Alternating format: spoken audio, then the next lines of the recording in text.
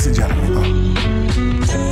We build on topics, whether conscious or cosmic. It's never nonsense, mega levels or microscopic. It's a Killah Priest project, AD control the rocket. Before we land the plane, many things we engage and explain. The unexplained, without mask. Welcome to the Killah Priest podcast. Killah Priest podcast.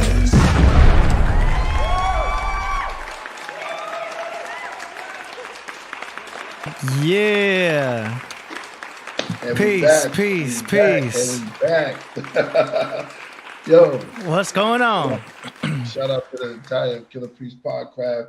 Shout out to everybody in the craft room.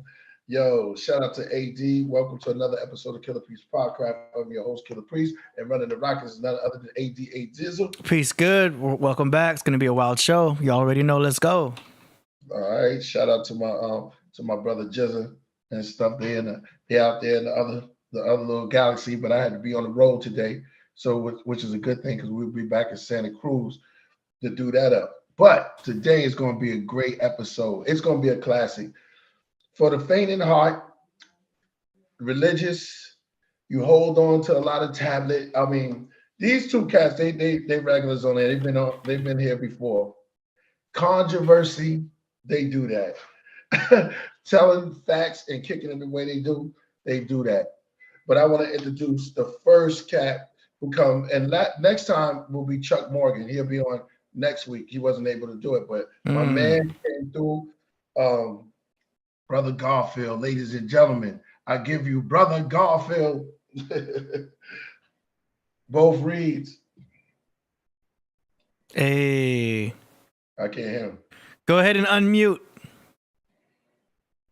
Peace and love, man. Thanks for bringing me back, bro. Appreciate the opportunity to spread some information, some positivity, some knowledge. People might get a little upset. You know, they're going to get their feelings a little bit. You're going to get their feelings here and there. But we just here to bring the best information and try to bring the truth to the people. That's all. I got my man Ankh with his shirt on. Let me plug it right away. No religion.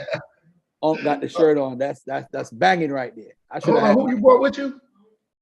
Who is that? No, I'm saying yeah, that's right. That's right. The God killer. You know, they hate the God killer for life. They hate the God killer for life, man. They hate the God killer for life. But go ahead, brother Ankh. Talk to the people, man.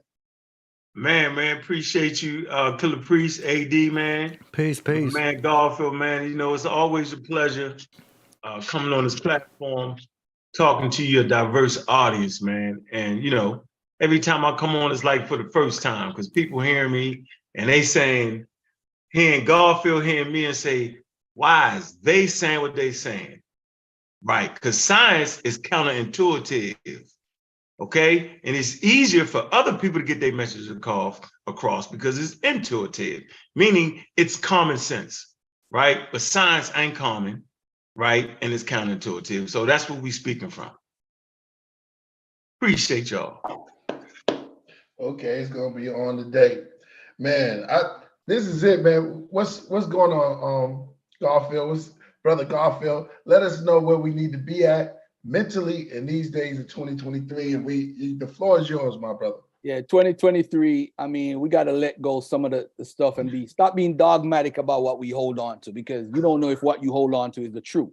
You know, unless you know it's a fact. You know, my birthday is X, Y, and Z. You know, that's a fact. If it ain't your birthday and nothing that's for a fact, you can't hold on to it and try to fight the next man because, hey, I'm going to hold on to this or whatever. But what happened is I've been battling the Hebrew Israelites for years, right? I wrote a book, #1 bestseller. And of course, my daughter got me this for Christmas. She got me like 5 hats with best-selling author and my name at the back right here, strap back. But anyway, shout out to my daughter, by the way. And so what happened is I've been tackling the Hebrew Israelites, and now I'm going to address some of my Kemetic brothers, you know, because they hold on to a lot of stuff that I feel like don't make no sense to me, because if we beating up on the Hebrews, y'all got to hold to the same levels of what, you know, if we beat up the Hebrews, we got to beat you up too, especially if it's pseudo information. Jesus is born December 25th, and, you know, the winter solstice is this, and, you know, and all type of different things. And December 25th comes from Egypt.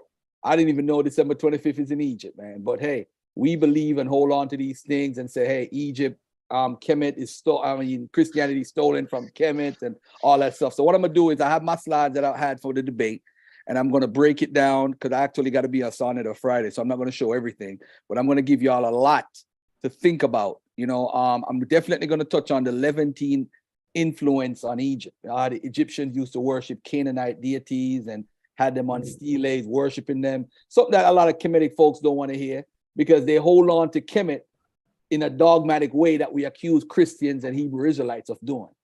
So I'm just here because I know your man's in them. They into Kemet. They're gonna appreciate what I'm doing. They're gonna appreciate it. They're gonna appreciate it. Yeah, all of your people's gonna appreciate it. The people who love information and knowledge gonna appreciate what I'm doing. They're gonna appreciate it. So I'm gonna be clipping back and forth and showing different slides and different topics. Then me and Ankh gonna talk about it, and I'm gonna get into some more slides. We're gonna talk about it, and then we're gonna do it that way. So the people, sometimes you get information and your brain just can't handle it. So we're just gonna take it easy, man. I see my man AD got the cat in representing Garfield, so he had to bring out the cat. That's how we get down. That's how we get down, bro. That's right. Oh man. So what I'm gonna do is I'm gonna share my screen. Yeah. And we could get this started. Ankh, you want to say anything before I get started, beloved? Real fast, I understand the way I learned it.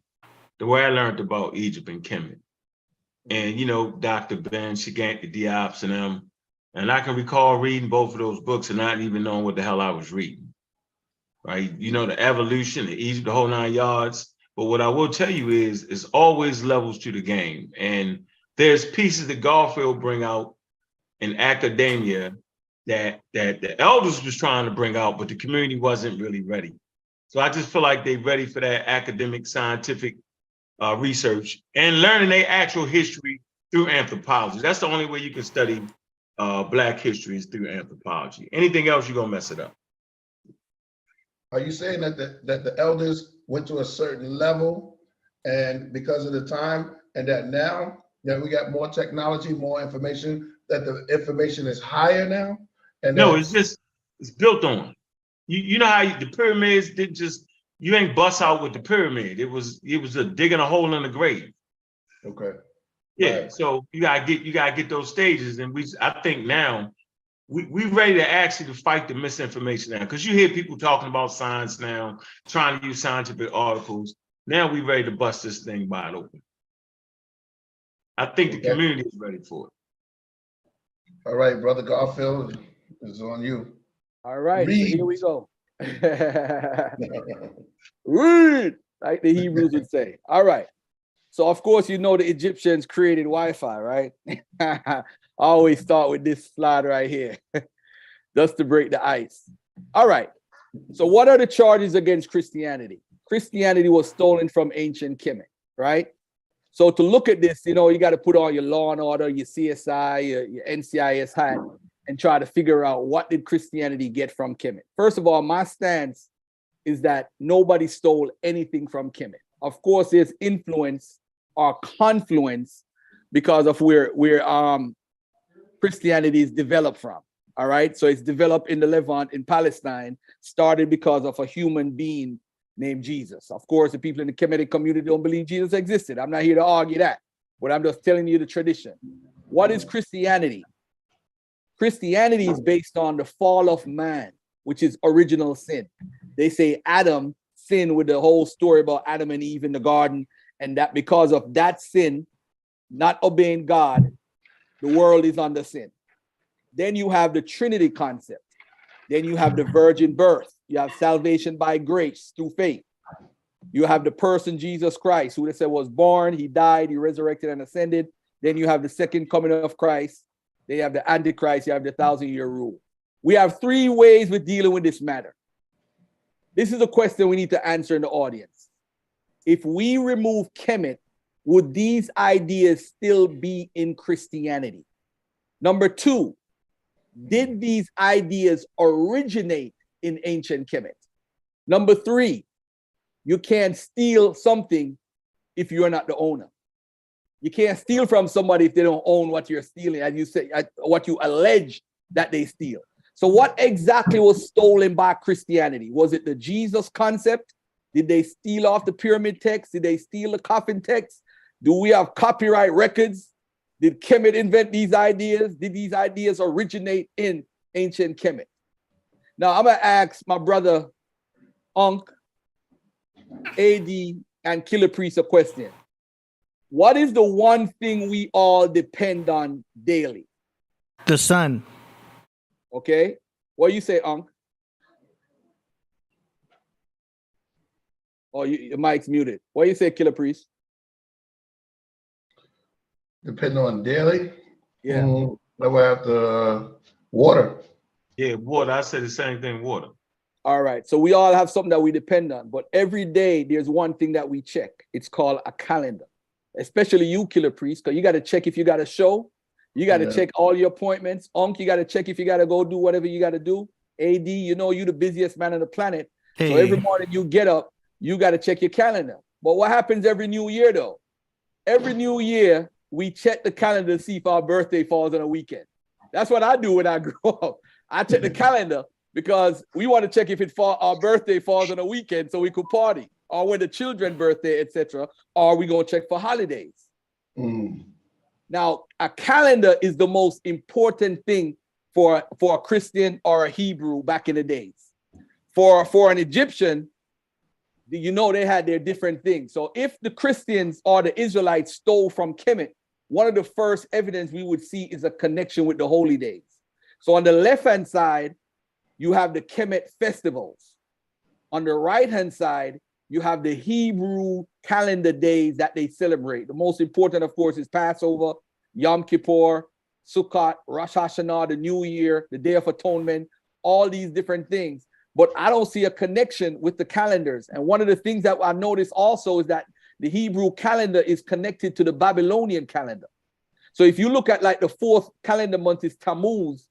In Babylon, it's Dumuzu, which is the same person.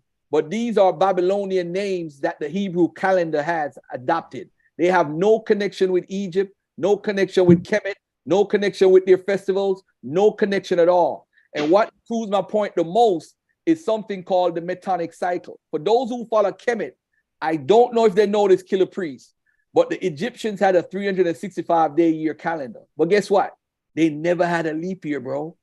That means as great as they were, they never knew that you needed one extra day every 4 years, like what we do now.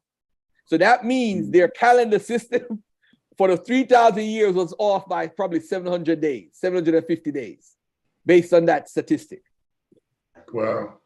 So for those who don't know what the Metonic cycle is, the Hebrew and the Babylonian calendar works off the lunar solar calendar, which is a Greek system that their calendar is based on 19 years. So every third year, every 6th year, every 8th year, every 11th year, 14th, 17th, and 19th year, you have a 13-month calendar so that it would balance out them missing out on certain days, because you know they go by the lunar solar, where they go by the moon, and sometimes they miss out on days. So at the end of the day, the Metonic cycle proves that they're not connected to ancient Kemet as far as a calendar system. A way how you could check a calendar system and an influence is the Zukru festival. This is actually in my chapter in my book, Misconceptions and Misinformation by the Black Hebrew Israelites, chapter 5, the origins of Passover. I talk about where the Passover came from, and it comes from the Zukru festival. But how do we know these festivals are connected, right? They both celebrate on the 14th of Nisan. They both have a 7-day festival. They both sacrifice lambs. They sacrifice firstborns. They sacrifices that were pure and unblemished. They do blood sacrifices, and they also put, you know, they spread blood on the doorpost like how the Jews do it. They did it way before the Jews. So you could compare these two calendar systems and say, hey, one is actually being influenced by the other. All right. But anyway, I want to take, just because somebody might have something similar, Killah Priest and AD, that doesn't mean that they copied. For those who don't know, did John F. Kennedy exist? And this might surprise a lot of people. Did John F. Kennedy exist? And AD's like, what's Garfield talking about? Of course John F. Kennedy existed, right? Because what people do is they say that Jesus don't exist because Herod did this and Herod did that. He was born of a virgin and all these different things. But look at the comparison between Abraham Lincoln and John F. Kennedy. Abraham Lincoln was elected to Congress in 1846. John F. Kennedy was elected to Congress in 1946. Yes. Ooh. Abraham Lincoln was elected president 1860. John F. Kennedy 1960. Both of them was into civil rights. Both presidents were shot on a Friday. Both presidents were shot in the head. Lincoln's secretary was named Kennedy. Kennedy's secretary was named Lincoln. I'm not even going to go no more, man. Both were succeeded by men named Johnson. This shit can't be real. That man a bomb. Give him a bomb, baby. That shit can't be real. They both were succeeded by men named Johnson who were born 1808 and 1908. I ain't even go no further. I'm gonna leave that one alone. But when you want to look at Roman influence are just shared culture in the Mediterranean, not steel, because stories have no borders. You're gonna have similar stories. So Suetonius on Julius Caesar, he talks about during all that year, its orb rose pale without radiance, obscuration of the sun rays. You see the morning star, you see ghosts wandering around and earthquakes and all that stuff. Julius Caesar ascending to heaven and he's worshiping in temples. So you see all this stuff with Julius Caesar, unusual darkness, heavenly trumpets, morning star symbolism, blood moon references, wandering dead, earthquakes. He died, he resurrected, ascended to heaven, appeared to humans. All these things we see in the New Testament, but you have it right there in the first century when Christians were writing. So this type of storyline already existed before the Christians. So if they were writing a story in Rome, of course, you're going to find stories that syncretize with what's going on already in the town. So they didn't have to take from Kemet per se. But wandering dead, where did we hear that before? Because in the Epic of Gilgamesh, you have the same thing about releasing people, the dead, from the underworld and having them run up and down. The same thing you see in Matthew 27. So a story that we see over 2,000 years before Jesus, we see it in the culture of the Epic of Gilgamesh. All right, so my source material for today is coming from the New Testament, come from Ancient Texts for New Testament Studies, a guide to the background literature by Craig A. Evans. You have the New Testament Apocrypha, Pseudepigrapha, and all that stuff. And this is a slide that Unc's like, the first writing on the walls, 11,000-year-old carving of man holding his penis surrounded by leopards is the oldest known depiction of a narrative scene. All right, so here, this is where the fun begins now. We're going to talk about the virgin birth. We're going to talk about the empty tomb. We're going to talk about ascension to heaven, the second coming of Jesus, the Antichrist, the resurrection of the dead, Judgment Day, Paul talking to Jesus on the road to Damascus. Oh, I'm sorry. We have a modern day Paul that talked to mummies. Let me play a video for y'all real quick. And so when we finally got to the museum, I'm showing some other folks something. And I hear a woman's voice over my shoulder. I actually thought it must have been Anika calling me again. And I turned around and curiously, there was no one present in that section of the museum. Hold on. Around, hear this on that. I said, wait, there's Anika. She's talking to some students. I turned back in the area of where I hear a woman's voice, and guess who I saw? Who? I saw this coffin case for Ahotep. Oh, man. I believe the spirit of this great African queen was saying to me, you have spoken about me and my family. Tell them I'm here. Much. Yeah, ladies and gentlemen. So we got people in the community talking to mummies, man. That's what we got, Killah Priest. We got priests in the communities. Y'all could hear that video a while ago, right? Mm-hmm. Yeah. All right, cool. All right. All right. I'm on mute. All right. So all the Egyptians, the real kleptomaniacs that they're accusing the Christians are. I'm just being sarcastic, family. Don't take this to heart. In Libya, we had mummification, we have organ removal, we got grave goods, ostrich eggshells, petroglyphs with jackal heads, cattle cults, pottery ritual offerings. We got all this stuff in Libya way before we see it in ancient Egypt. Mummification before Kemet, 1,000 years before. We have the child was embalmed, put in a fetal position, placed in a sack antelope skin, internal organs removed, incisions in the abdomen and the thorax, organic preservative to stop decomposing. We got ostrich eggshell necklace around the neck. And we have this dated before 1,000 years before Kemet. All right. So we have the science of mummification, ladies and gentlemen, before. When we look at the rock art from the Green Sahara region or even under Libya, we see all these elephants and giraffes. And we see pottery, wavy line pottery. We see dog heads, animal dog heads like we see in ancient Egypt. We see the crocodiles. We see cattle. We see more dog heads. All right. Let's take a look at the West African influence, West Africa and Egypt, the influence. The appearance of megalithic monumental tombs and tumuli in the Nigerian Sahara as early as 4700 BC, which predates mastabas. And mastabas, of course, is the precursor for pyramids, Egyptian pyramids and architecture. So we see clearly predates the construction of Egyptian mastabas and pyramids by a very long time. Such structures might have been the precursors of Egyptian pyramids. We also see ceramics production in Africa. We see watermelon seeds from West Africa. We found it in King Tut's tomb from West Africa. We see it here. Alternatively, watermelon seeds may have been traded from West Africa to North Africa. The illustrations found in Egyptian tombs of watermelon served on a tray suggest that these fruits were eaten raw, perhaps as a dessert. Seeds found in ancient Egyptian tombs, including that of Tukhanatum, which is King Tut, should ideally be studied using ancient DNA approaches. Iron smelting, of course, we have that way in Africa way before we reach the Levant. All right.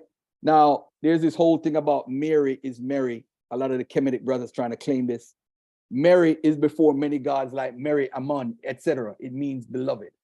So Stephen J. Bedard actually wrote a nice article about it. In that Mary, if you look at the archaic dictionary, you see Mary before Amen, meaning beloved of a man. Mary before Amen Ramesses, Mary before An, Mary before Bas. It's always before a deity. So we know that Mary don't necessarily mean Mary as in Mary in the Bible. But the problem now that people have is because we know Mary, it comes from Miriam in the Old Testament. Mary was the most popular female name in the first century. So Jesus' mother named Mary had nothing to do with Isis. But that's what we're told. The 10 Commandments, another claim that the folks who love Kemet like to claim. There are no exact parallels to this list from the ancient Near East society, although a few texts present similarities. Such texts are not legal texts. However, one, the Sumerian wisdom text known as the Instructions of Shurapuk. The Instructions of Shurapuk, ladies and gentlemen, dates to 2600 BC. It dates way before the Book of the Dead, or when you'll find this writing that they claim is stolen, that the Bible stole from. The Shurapuk instructions can be said to be the Sumerian forerunner of the 10 Commandments and some of the Proverbs of the Bible. Line 50, do not curse with powerful means, the 3rd commandment. Do not kill.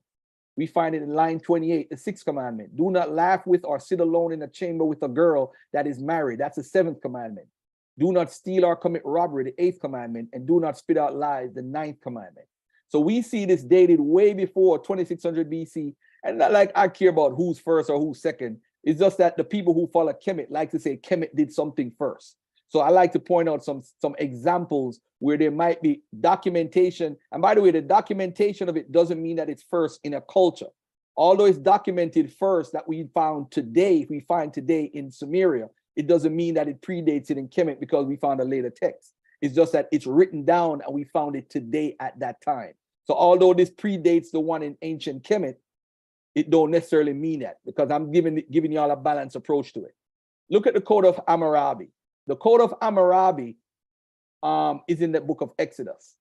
If an ox gores a man or a woman and he dies, and if you look at Hammurabi, you see the same terminology. If an ox gores while passing through the sea and kills him, then you look some more at the Hammurabi Code, and you look at the left-hand side, you see if the ox gores a male slave or a female slave, and you see the same argument on the right-hand side. Then look at the third one. If an ox is a habitual gorer, in the Bible, you see the same terminology. If a man's ox is a habitual gorer. So you see the actual dependency. They call it intertextuality. That's the academic term for it. So you're going to see stuff that's similar in other cultures, not on purpose, because guess what? The people who ruled over them follow these laws. So you're going to see in the Hebrew text on the Bible, you're going to see stuff from Assyria, Babylon, Persia, Egypt, Greece. You're going to see all those things because those cultures ruled over them. All right. All right. So let me just fast forward a little bit and deal with some other stuff that people might be interested in and don't get too bored about. All right. All right.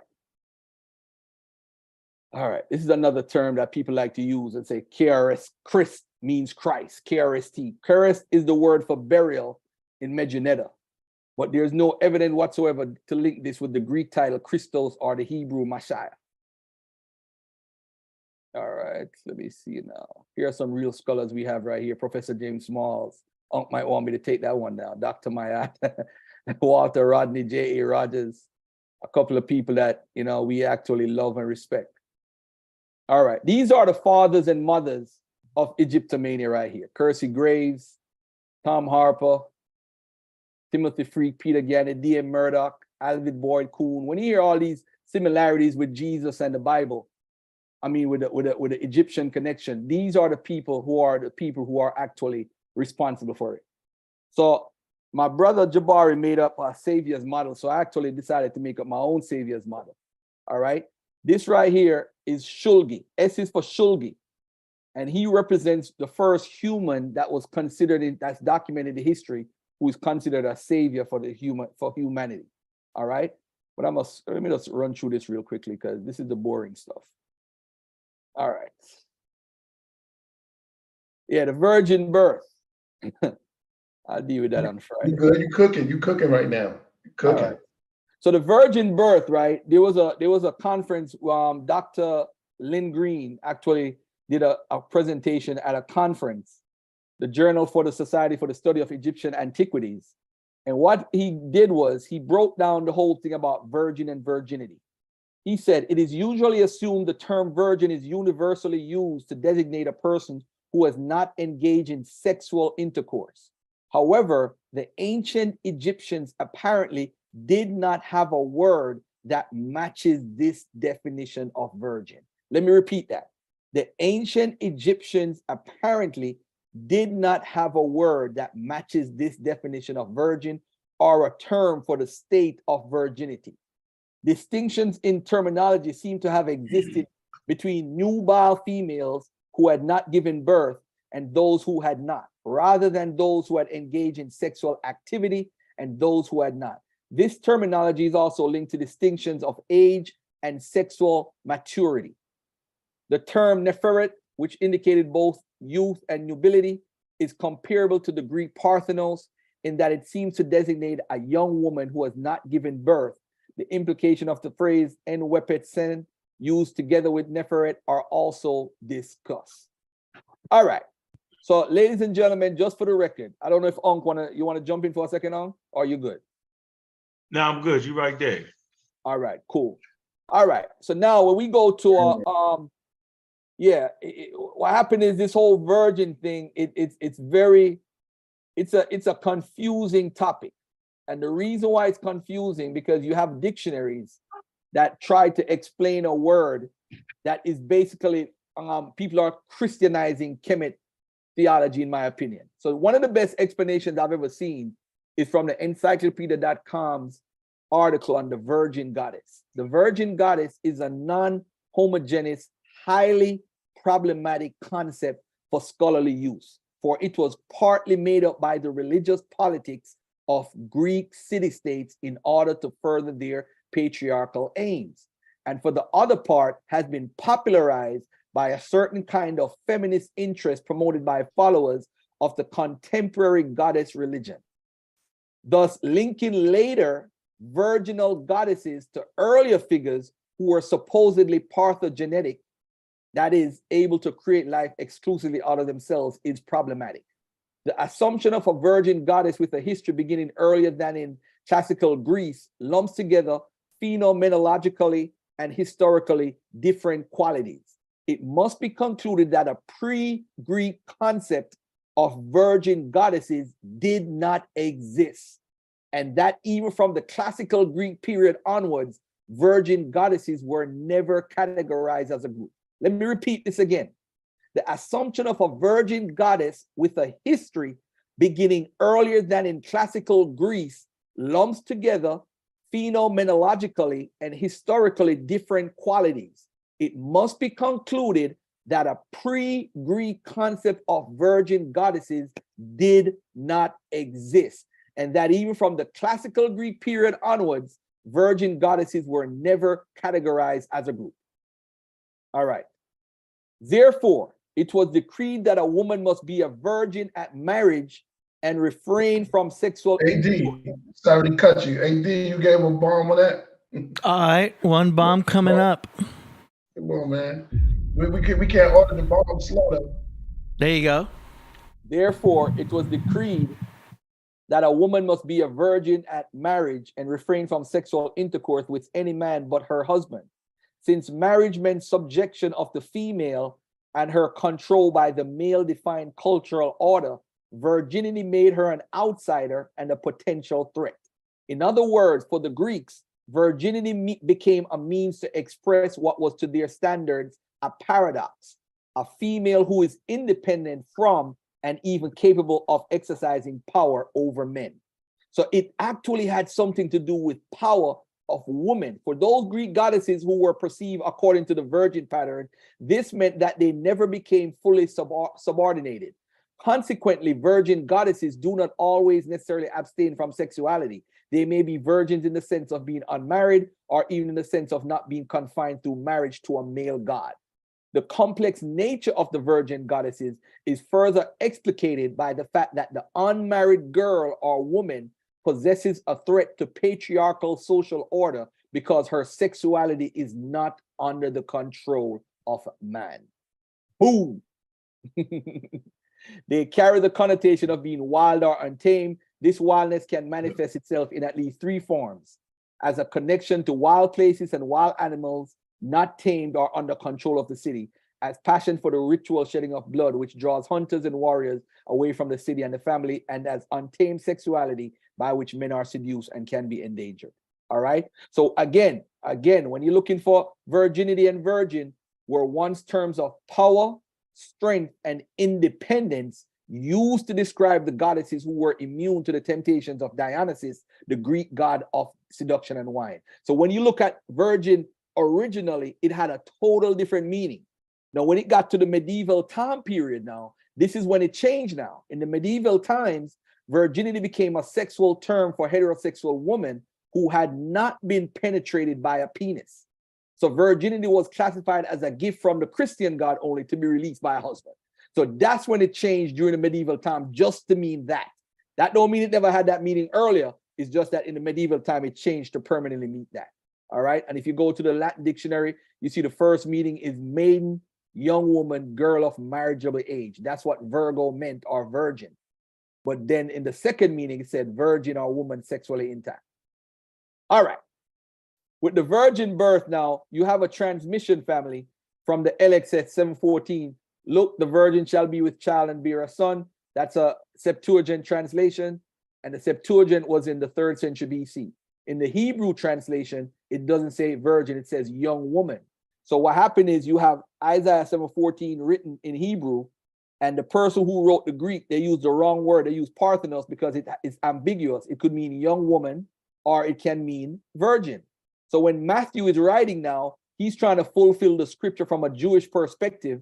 And he says, look, the virgin will conceive and give birth to a son, and they will name him Emmanuel. But he's using Isaiah 7:14. He's using the Septuagint version. That's what the Bible writers are using. There's no contact with Kemet or Egypt at all with the virgin. So for them to say it comes from Egypt, I have no idea where it comes from. But again, goes back to my original meaning from the encyclopedia.com on goddesses. Everybody is a virgin goddess. Look at Damkina, which is Ninhursag. She's considered the earth mother, goddess of the moon, water, earth, and its fertility. She's called pure virgin and all that stuff. All right. Ninhursag, for don't know, is a Sumerian mother goddess, one of the oldest and most important in the Mesopotamian pantheon. All right. She was originally known as Damkina.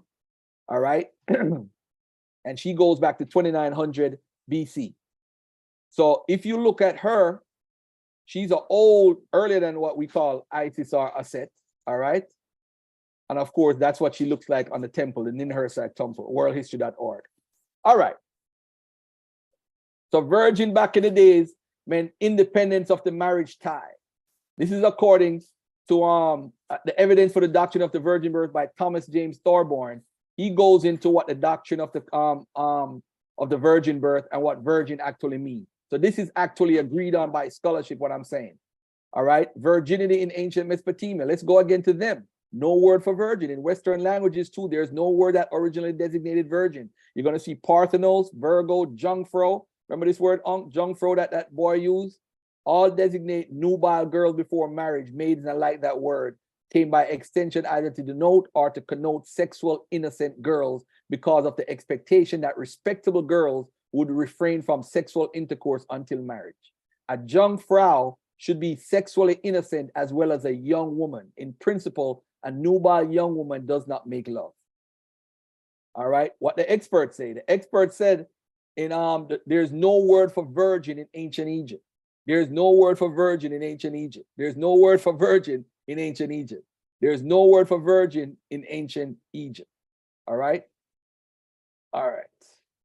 Look at this guy right here. This is for Brother Ankh. He's born of a virgin in Mesoamerica. Did they get this from Kemet? So you have supernatural birth all over the world. And if these people are in Mesoamerica, you're gonna say, hey, this is from Kemet too? This guy, they don't know about no Kemet, man. What's up, Killah? You trying to say something? Yeah, well, I just left the meeting. It just threw me off. Now I'm back on. I'm good.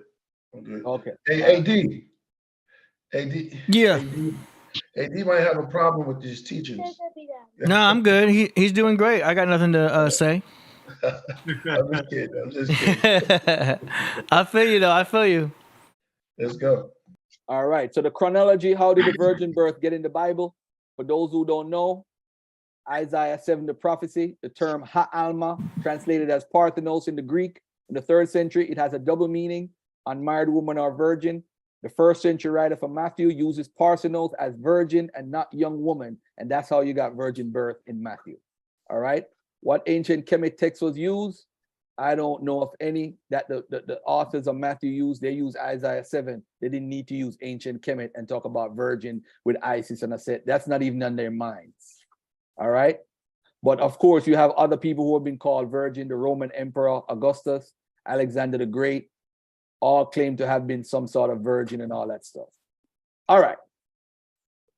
For those who don't know, Isis or Ishtar, Inanna, representing independence, the letter I. And of course, the biggest influence in the ancient Near East before the Greek period, of course, was you have the Mesopotamian influence, the Canaanite influence, and this is Inanna's name in other cultures. She's considered the bright and morning star, something, of course, you've heard about for Jesus. She rules under Venus, which is the what you call it, called the morning star and the evening star at times. And she's known from the 4th millennium. As you could see her sign, that sign behind the head right there, that's a sign of Inanna. The iconography of Inanna is varied as her characteristics in early iconography. She's represented by a reed bundle. She's from the 4th millennium BC documented. All right. All right. So here we go. So we have Osiris or Asar, Bajana Musjab, Osiris, death and afterlife of a god. The name Asar, Osiris, its origin. Modern scholars have made various attempts to explain the etymology of the name Osiris, pronounced Wasir in ancient Egypt. Some have sought to explain the name by looking at the Egyptian sources, while others have ventured afield in search of linguistic and religious parallels. The undeniable similarity of Osiris to Mesopotamian Asar, the good god, has been pointed out. One of the designations of Osiris used from the Middle Kingdom on was Winnefer, the good being. All right, so let's move on. Asar being resurrection has a different meaning. All right, so let's get to this, the most important part, what I'm going to do, and then I'm just going to close out. The Levantine influence on ancient Kemet. Trans-regional interactions between Egypt and the southern Levant. From the 6th century BC, areas ancient Egypt had contact with in the Levant. All right, and you can see on the chart, you can see they get pottery and all type of things for thousands of years. They've always been close to each other. Semites have always, you go to the book, the Old Testament in Archaeology and History came out 2019. Semites in ancient Kemet, as early as the first dynasty, the pharaoh had to defend Egypt's borders and commercial interests in the Sinai from troublesome Bedouin and ivory label of King Den, reads the first occasion of smiting Easterners from throughout the Old Kingdom. Release have survived, depicting Pharaoh smiting Egyptian enemies. That's from the Israel in Egypt, James Hoffmeyer, the evidence for the authenticity of the Exodus tradition. And then you have the instruction of Merikari, about 2000 BC. You have the prophecy of Nefertiti, 1991 BC, and the tale of Sinuhu, 1875 BC. You see the East abounds with foreigners. Now speaking about these foreigners, as for the miserable Asiatic, wretched is the place where he is. So you do have Asiatics roaming through Egypt from the first dynasty. Semites were slaves, mercenaries, etc. All right, the archaeological evidence for Semites in Kemet, the domestic and religious architecture, burial tradition, ceramics, and bronzes all show strong connections to the Levant. All right, Wadi Tamil on the Middle Bronze too, you see Levantine materials that correspond to the second intermediate period through the Hyksos period. Then you have Beni Hassan, the famous Beni Hassan, an accompanying inscription report a caravan of 37 Semites visiting the governor in Egypt. All right, I won't get into this whole Assar thing. Levantine thinking in Egypt, the footprint of intellectual influence. The footprint of intellectual influence upon examination of material and textual remains, there's a great deal of evidence for more contact with the Levant than many have supposed. This contact took the form of both Egyptians in the Levant and Asiatics in Egypt. Furthermore, the shipwrecked sailor bears hallmarks of Levantine literature. This famous tale may thus say something different about Egyptian-Levantine relations. It seems to attest to intellectual influence flowing into Egypt from the Levant. I'm not going to bore you guys. There's literary evidence, intellectual influence, textual evidence, repetition, and the conclusion. I'm not going to get into that. All right. Foreign deities in Kemet. This is Astarte, Anat, and Ramesses. This is Anat and Ramesses II during the New Kingdom. And of course, we have Astarte of Peru Nefer on a rock-cut stela in Tura. This is during the New Kingdom. Seth, Baal, Haran, and Reshep. We have them all on steles in Egypt during the New Kingdom. All right. Pharaohs in Canaan, the untold story. The extensive Egyptian presence in Canaan also led to the worship of Canaanite gods. We have pharaohs worshiping Canaanite deities.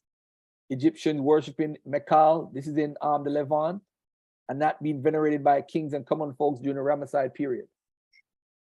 The Amarna tablets, we have the king of Babylon writing to the king of Egypt in the Akkadian cuneiform.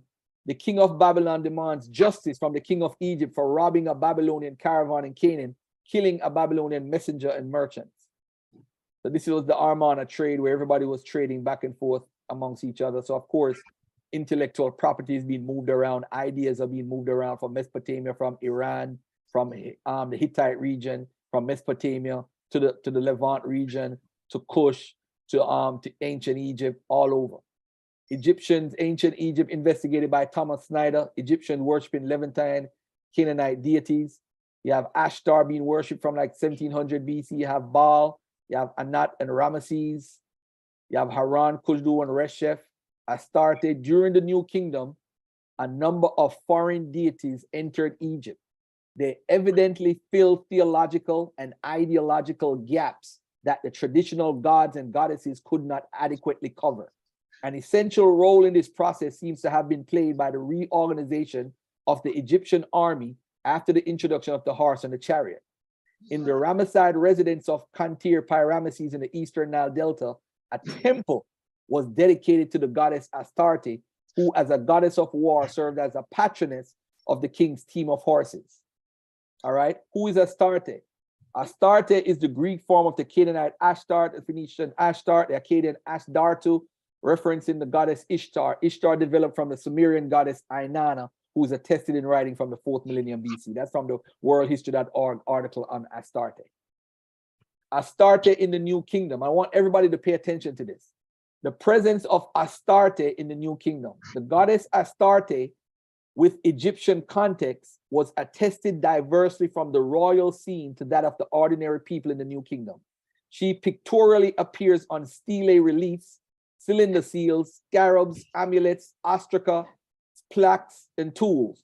Also, her name is confirmed in the inscriptions on stele reliefs, statues, architectural structures, ostraca, some sections of chariots, vessels, and papyrus. Magical spell, literature, applause for royal residence. These evidence, let me just leave that so far, that's fine right there. Astarte in Canaan, this is a map where she's documented the way she's present in the Canaan and in the Kemet region. This is some steles that she's on, writing the iconography of Astarte. All right. All right, so she's appearing with a what's called an Atef crown. Now, this is very important. This is one of the most important slides tonight. Astarte is now written into the cosmology of ancient Kemet, where she's now in the storyline as the daughter of Ptah. She's also called the mistress of the two lands. So the two land is lower and upper Egypt. So some textual evidence indicates that Astarte in the New Kingdom, Egypt, is called the Lady of the Sky and the mistress of the two lands. Mistress of all the gods. That is huge.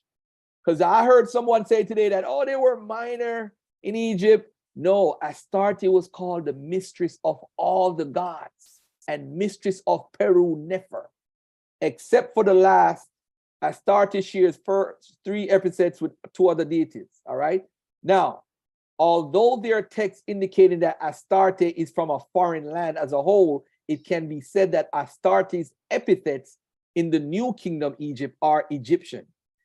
Instead of being a daughter of El in Ugarit, Astarte is designated as the daughter of Ptah and Re in Egypt, which again links Astarte with Anat and Kedeshet, who are associated with Ptah and Re.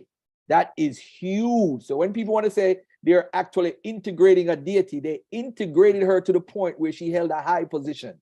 That is very important. Nubia, Egypt, and the Levantine contact. I'm not going to go too much into this, but the Levantine contact with the Nubians because of Egypt and all that stuff, y'all could freeze those slides and get to that. Cultural and religious impact Egypt and the Levant. This talks about the diffusion and growth of Canaanite presence in Egypt. The evidence of a second half of the 12th dynasty. It talks about what they're doing as far as deities and they're worshiping. All right. They talk about Astarte and the temple, Baal Set, the Canaanite god, as god of the dynasty. It goes deep into Baal Set and how he's now worshipped by deities and put on different things. Let me see right here.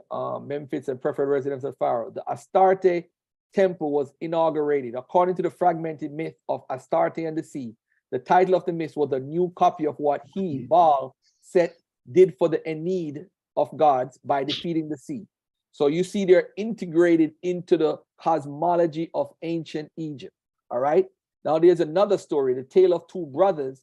Is that story a Canaanite remix? Because under Seti II, the Tale of the Two Brothers was composed. This tale has a very complex and sophisticated literary product consisting of 24 chapters. But this story, highly reflected and construed myth, transforms the Canaanite myth concerning the procreative encounter between the weather god and the earth to a story that is compatible with Re Osiris cycle. All right. All right. So, Ankh, I don't know if you want to jump in for a quick minute before I get into this part right here. Where you at? No, I mean, at this point, I don't want to cut you. I don't want to cut you.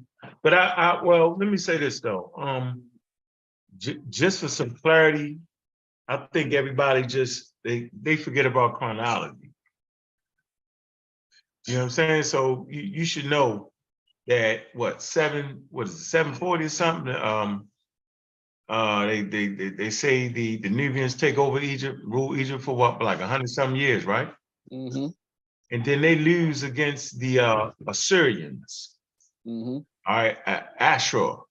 That's what it's really meaning. Those who worship Ashur, Assyria, right? Mm-hmm. And they defeat the Nubians and they burn cities and all of that. All right. So now after the Assyrians come the Persians. Okay, keep track now. Mm-hmm. Persians come in and rule. After the Persians come who? The Greeks. The Greeks come in and they become pharaohs. These are Greeks now. The time period is still not Christianity yet. All right. Then after the Greeks come the Romans. Okay. Now you're starting to get into the Christian period. So how is it that, are we saying because certain things pop up, like in the Songs of Solomon, Mm-hmm. and you get about maybe 3 or 4 Songs of Solomon, but you got hundreds of Songs of Solomon, Yep. right? That automatically mean that everything was taken from there, right? Now chronology, people, places, and things. Keep focused. So at the time Persian Christianity was put together, right, was indigenous Africans on the throne. Who was on the throne? Who was controlling the class, right? So the question is this: if you really take your time and recognize that religion is simply an ancestral shrine of deifying your ancestry that has been buried, okay? So religion is based around the death and dying, because death is the mystery. And from this point, people are gonna act like they can come back to life, or you can talk to your ancestors. We all think we can do it. And this, fundamentally speaking, this is what religion is dealing with: dying, death, blood, okay? So why would the Christians and the Hebrews need to take other people's dead ancestors, right, and start worshiping or make a whole new religion out of it? At a certain point, it just wouldn't make no sense. Nobody needs you to tell them how to die or how to honor someone that has died. So you don't need Egypt to teach your religion. Now, when you read the biblical text, it's actually a treatise against the Egyptians, meaning they despise the ancestry of the Egyptians. Now, the Egyptians, they talk about, they deify crocodiles. Men have dog heads on them, Anubis, right? Scorpions. The Nubians, they buried animals and they ritual sacrifice, all kinds of stuff. Cattle, buried the cattle with them, right? So the Hebrews despise the deifying of cattle and honoring and doing all that. They like, you're against our God because we have one such idea, one deified ancestor. So why would you take a religion, right, from a people that you despise and you kill a religion? So whenever you kill the Pharaoh, you're actually saying, I'm killing, right, they representative of the deified ancestor on earth. Why would I, the treaties, the Bible is a treatise against Egypt and its evil ways and the way of worship and the fact that they had idol worship and the fact they had these statues. They said they was praying to the statue, all that. Why would you then, aren't you afraid of your God? Doesn't your God tell you, don't do what the Egyptians do? Wouldn't you listen to your God? So now you're trying to tell me that the Hebrews wouldn't listen to their God and then get a religion, right? Make a whole new religion out of religion that your God tell you don't mess with. At what point that don't make sense? And by the way, all the cultures you named are in closer proximity to the Hebrews. So why would I go get a bottle of water downtown when I can get a bottle of water from the corner store? It wouldn't make sense, right? Like the influence is going to be heavily laden. Remember, they went into captivity under the Syrians. Am I correct, Garfield? They took them in captivity. We know there's no documented evidence of any Hebrew being in Egypt.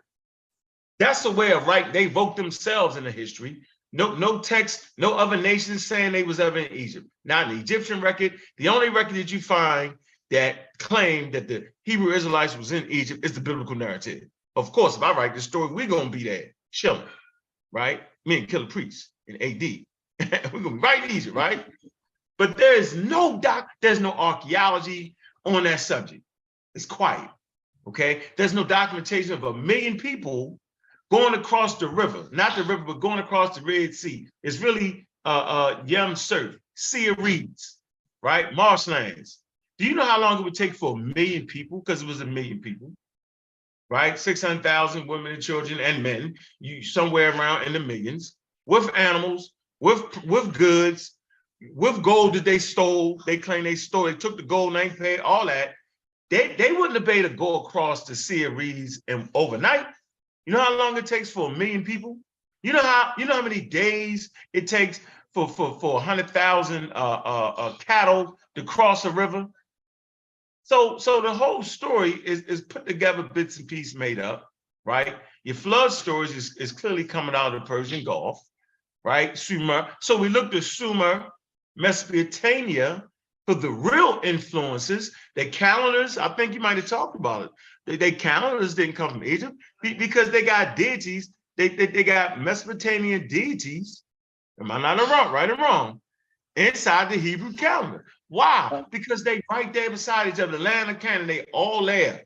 They all in the mix. Egypt, is down in the Delta. Two separate things, two separate ideas. So we need to start to recognize time, people, places, and things, time periods, indigenous Africans. What are we actually doing here? It's all mixed up, right? And for the most part, religion is hard to transmit from culture to culture because nobody needs you to tell them to honor their dead. We want to honor our own dead. Religion is honoring the dead of somebody else.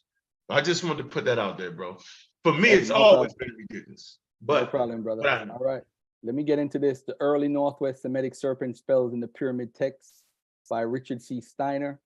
And what he does is break down that the earliest connected Semitic texts known to modern scholars are usually thought to be East Semitic texts from Mesopotamia, written in the cuneiform script. In this monograph, Richard C. Steiner deciphers Semitic texts that are even earlier, Northwest Semitic texts in a hieroglyphic script that have been hiding in plain sight among the pyramid texts of the Old Kingdom. The Semitic texts are embedded in two series of Egyptian spells designed to protect the king's mummy against snakes. Now, this is very important. I don't know if people understand how the elite, which are the kings, the pharaohs, they would have these spells that's designed to protect the kings. So this has to do with the afterlife after you're dying. So the afterlife dealing with going into the underworld and being in eternal life and those concepts. So this is a very important text. The Semitic and Egyptian passages in these spells are mutually elucidating. The Egyptian context contains phrases that reveal the meaning of corresponding Semitic phrases, as well as clues that reveal the origin of the text. The texts were unintelligible at the beginning, so nobody could translate these texts because they were written in a proto-cuneiform, proto-Canaanite in the hieroglyphics. All right, it was written in a proto-Canaanite language in the hieroglyphics. Of course, those Canaanites couldn't have written a text because the only texts around were the Akkadian cuneiform. No, Akkadian wasn't around at that time. Actually, it was only the Sumerian cuneiform texts, and hieroglyphics were the only type of writing system that existed at the time. And at that time, they didn't even have an alphabet. So you're talking around 2400 BCE. All right. So you have a Semitic speaker, an Asiatic inside Egypt writing, or somebody from another area writing towards these folks. All right. So there are pyramid texts that are being covered. So anyway, who wrote the text? The spells presumably originated in the Levant. Their language seems to belong to the Canaanite branch of Northwest Semitic, to the exclusion of the Aramaic branch. This is suggested by a number of linguistic innovations. The elision of the H in the Hifel imperfect. I mean, people who study Hebrew would understand that. That's like some mumbo jumbo for you. But the total, I'm not even going to read that part. And perhaps the raising and rounding of the Canaanite shift, all or most of these innovations can be reconstructed with some degree of plausibility for Proto-Canaanite, but not for Proto-Aramaic. This suggests that the split in Northwest, all right, and more mumbo jumbo that you guys, but the text does come from Biblios. The historical evidence allows us to be more specific about the place of origin. Commercial relations between Egypt and the Levant are known from the reign of Unas and far more than a millennium before it. During the Old Kingdom, much of the trade was funneled through the port of Byblos. Unas's involvement with Byblos is reflected in the pyramid text and depicted in the causeway leading to his pyramid. Stone vessels found at Byblos bear the names of Egyptian rulers of the 3rd millennium BC. All right. The deity in the text also refers to Byblos. All right. I'm not going to read the text and get into all that mumbo jumbo, but the idea of Egyptians borrowing Semitic spells is not as outlandish as it may seem. Although Egypt was later to be known as the mother of magicians, a number of Semitic spells in Egyptian script has been preserved from the New Kingdom on. There's evidence that even in the time of the pyramids, the Egyptians imported magic believed to be effective against dangerous creatures. The Egyptians were not the only ones who imported foreign spells. More than a dozen early Mesopotamian incantations and rituals are written wholly or partly in foreign languages. It appears the foreign spells were viewed as ideal for counteracting foreign demons. All right. So of course, you know, you had trade with Mesopotamia and Egypt, indirect trade, Egypt to Canaan, Canaan to Syria, Syria to Mesopotamia. All right. Loan words. I'm not going to get into that. But let's talk about the resurrection, because the resurrection is one of the biggest things in Christianity that somebody holds their faith to. And this is one of the things that they said that is stolen from Egypt. The concept, possible origins, culturally speaking, agricultural and farming plant growing deities, which is universal. No one can say they started this. A vegetation deity is a nature deity whose disappearance and reappearance are life, death, and rebirth, embodies the growth cycle of plants. In nature worship, the deity can be a god or a goddess with the ability to regenerate itself. A vegetation deity is often a fertility deity. The thematic guide to the world mythology. The resurrection, in yet another category of fertility myth, the disappearing god is the dying god, whose resurrection signifies earthly life's natural cycle of birth, death, and regeneration. In Mesopotamia tradition, the fertility goddess Inanna journeys to the underworld, and while she is there, the earth becomes sterile when neither people nor animals are able to procreate. Inanna is slain after she confronts her sister Erish Kigal, the ruler of the underworld, but one of the gods contrives to send emissaries to revive her with life-restoring potions. The resurrected fertility goddess is then allowed to return to the upper world, but only on the condition that she chose a substitute to assume her place in the realm of the world. Thus, Inanna's husband, Dumuzi, a god of vegetation, is sent to the underworld for half of the year, while his sister, Geshtinana, serves as a substitute for the other half. Dumuzi are Tammuz, and Tammuz, what Brother just talked about, is in the calendar for the Hebrews. So you see a connection. Is therefore yet another example of dying or disappearing god for the earth's vegetation annually. So once you see all over the world, family, you're going to see vegetation deities. Vegetation deities are fertility deities. You're going to have dying and rising from all over. Where did the New Testament writers get their resurrection from? Christians are reading the Old Testament. The resurrection of the Messiah in the Old Testament, while there is a generally agreed upon theology of resurrection in the Old Testament, connections between Psalms 16 and Psalm 22 and Isaiah 53 and Daniel 12 reveal that the Messiah in particular would be raised from the dead. So already in the Old Testament, ladies and gentlemen, you have the idea of a Messiah coming that would be raised from the dead. So they didn't need to copy ancient Kemet at all. The Jews believe in a physical bodily resurrection. The Pharisees, the Sadducees, the Essenes, the Zealots, the Pharisees did believe in a resurrection. All right. The Sadducees did not believe in a body resurrection. But if you go to these scriptures, Isaiah 26:19, Daniel 12:2-3, and Ezekiel 37, you will see resurrections in the Bible. All right. 1 Corinthians is the first writing about Jesus' resurrection, written in the 40s or 50s AD. Where did Paul get that concept from? Paul is using the Old Testament. He's not using Kemet. 1 Corinthians 15:4, that he was buried, that he was raised on the third day according to the scriptures. Hosea 6:2, the Old Testament, after 2 days he will revive us, on the third day he will restore us, that we may live in his presence. Paul again using the Old Testament, not Kemet. 1 Corinthians 15:55, where, O death, is your victory? Where, O death, is your sting? Hosea 13:14, where is thy penalty, O death? O Hades, where is thy sting? Resurrection, you have it in other cultures. If Christ be not risen, your faith is futile. 1 Corinthians 15:17, after nightfall, they came to the tomb, burst open the doors, came in and took away the finery, and saw that Anthea was still alive. Xenophon of Ephesus, an Ephesian tale. We opened the tomb and found the corpse alive. Sheraton, Charius, and Calais in the 1st century AD. This is where Paul went and who he's writing to. Is Kemet in the picture? If we look, we're seeing Europe, we're seeing Greece. Philippines, not Kemet. Thessalonica is not Kemet. Colossae is not Kemet. Corinth is not Kemet. Galatia is not Kemet. Ephesus is not Kemet. Kemet is all the way down here. This is where he went and traveled to. He ain't go to Kemet. So this is who he's writing his letters to. He has no contact with Kemet. Without Kemet, would you have the concept of resurrection? Let's ask the Native Americans.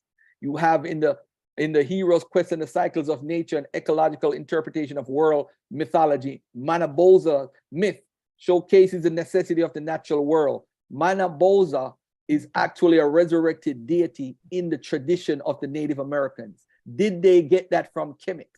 This is the question you got to ask yourself. If they have the tradition on their own, it goes back to the slide that I did originally. Let's go back to this slide for a second. This slide points out the concept, possible origins, culturally speaking, agriculture and farming, plant growing deities, which is universal. No one can say they started this. Every culture have agriculture. Every culture have farming. You always gonna have a deity that you call on. It's like the Indians the Native Americans or the Mesoamericans have what's called a rain deity that they call on when they want rain. The Africans do it too. So this is a nature deity. A vegetation deity has to do with life, death. So when there's the plant season, you plant, and then in the springtime, in Easter time, it springs up. The fruits and all the agriculture is growing. And this is why Mesopotamia and Egypt is important, because they're both farming cultures that deals with agriculture. All right? Just to make it clear. So they didn't need Kemet because it's natural. That's why I point out the Native Americans. If Osiris did not exist, was it possible for Christians to know about resurrection? Plant growing deities were worldwide and vegetation deities are everywhere. The afterlife process and the Egyptian resurrection. I don't think people know the afterlife process. For the afterlife process, you have to be mummified. You insert a hook through the hole near the nose and pull out part of the brain. You make a cut on the left side of the body near the tummy. You remove all internal organs, let the internal organs dry. You place the lungs, the intestines, the stomach, the liver inside the canopic jars. You place the heart inside the body. Rinse inside of the body with wine and spices. Now watch this, AD. You cover the corpse with natron, salt, for 70 days. So for 70 days, this is the process now. After they take out the intestines and do all of that stuff, for 70 days, you're now put in a hut. After 40 days, you stuff the body with linen or sand to give it a more human shape. After the 70 days, you wrap the body from head to toe in bandages, place in a sarcophagus.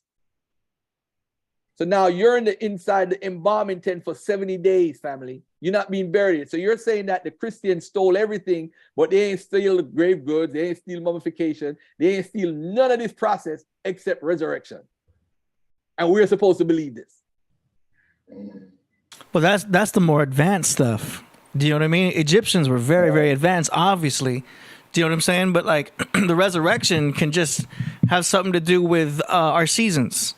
You know, we know about the resurrection, meaning the sun is resurrected as it comes into spring, resurrected as it goes into fall, resurrected again as it comes into winter. It's the sun is born again. And as you know, we've got the 4 names of the sun in Egypt. You've got, Ra, you've got Horus, you've got Set, and then you have Osiris.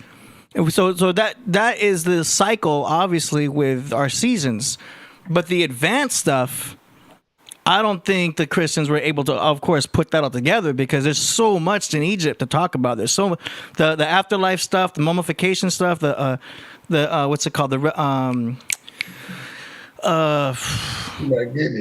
Yeah, all this extra stuff that Egypt has can't, I think, be passed on because it's so nuanced and it's so advanced. Do you know what I mean? They were the greatest civilization that ever existed. Yeah, they had electricity.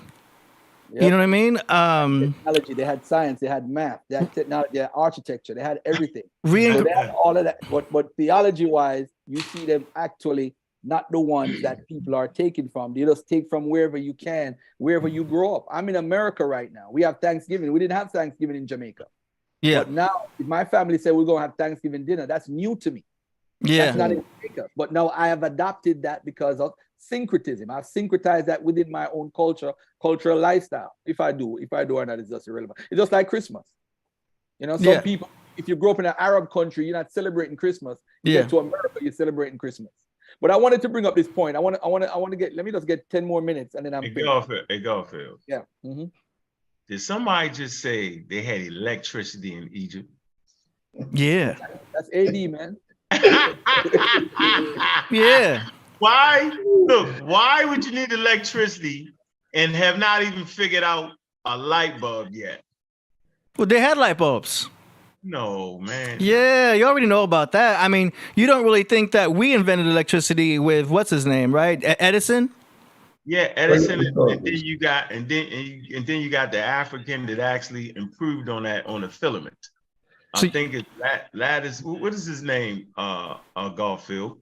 Are you saying Edison invented electricity? No. We talking about the light bulb. And then Oh, we okay, talking okay. about the filament in the light bulb, where the African actually improves on that. Right? I forget his name. Lattimore, I think. I'm not sure. But no, the electricity, we know not. No, we can't. See, this is the problem here.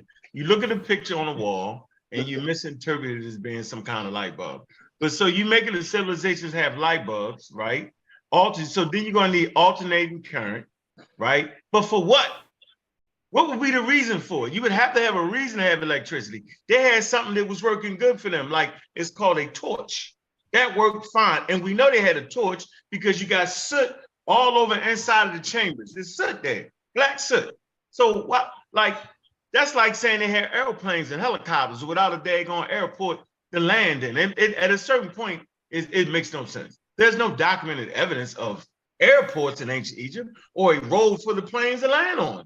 Who invents a plane, but yet not have invented the fuel to make the plane go? That's my point. Like, we're ahead of ourselves here. Like, So no, are you saying there was no electricity in Egypt? absolutely, positively right. We know the book that came from is called The Science of the Ankh. That was a pseudoscientific work. As a matter of fact, that I can direct you to a website that clearly shows that the thing is a light bulb Ankh. I'm just saying, this is how I learned it. Like, come on, man. We all learned there was electricity in quote unquote Egypt until we got around some people that really knew. That's all I'm saying, AD. Okay. I never heard that. Go ahead. AD, pull up the source. Pull up the source. Let me run through this real quick. All right.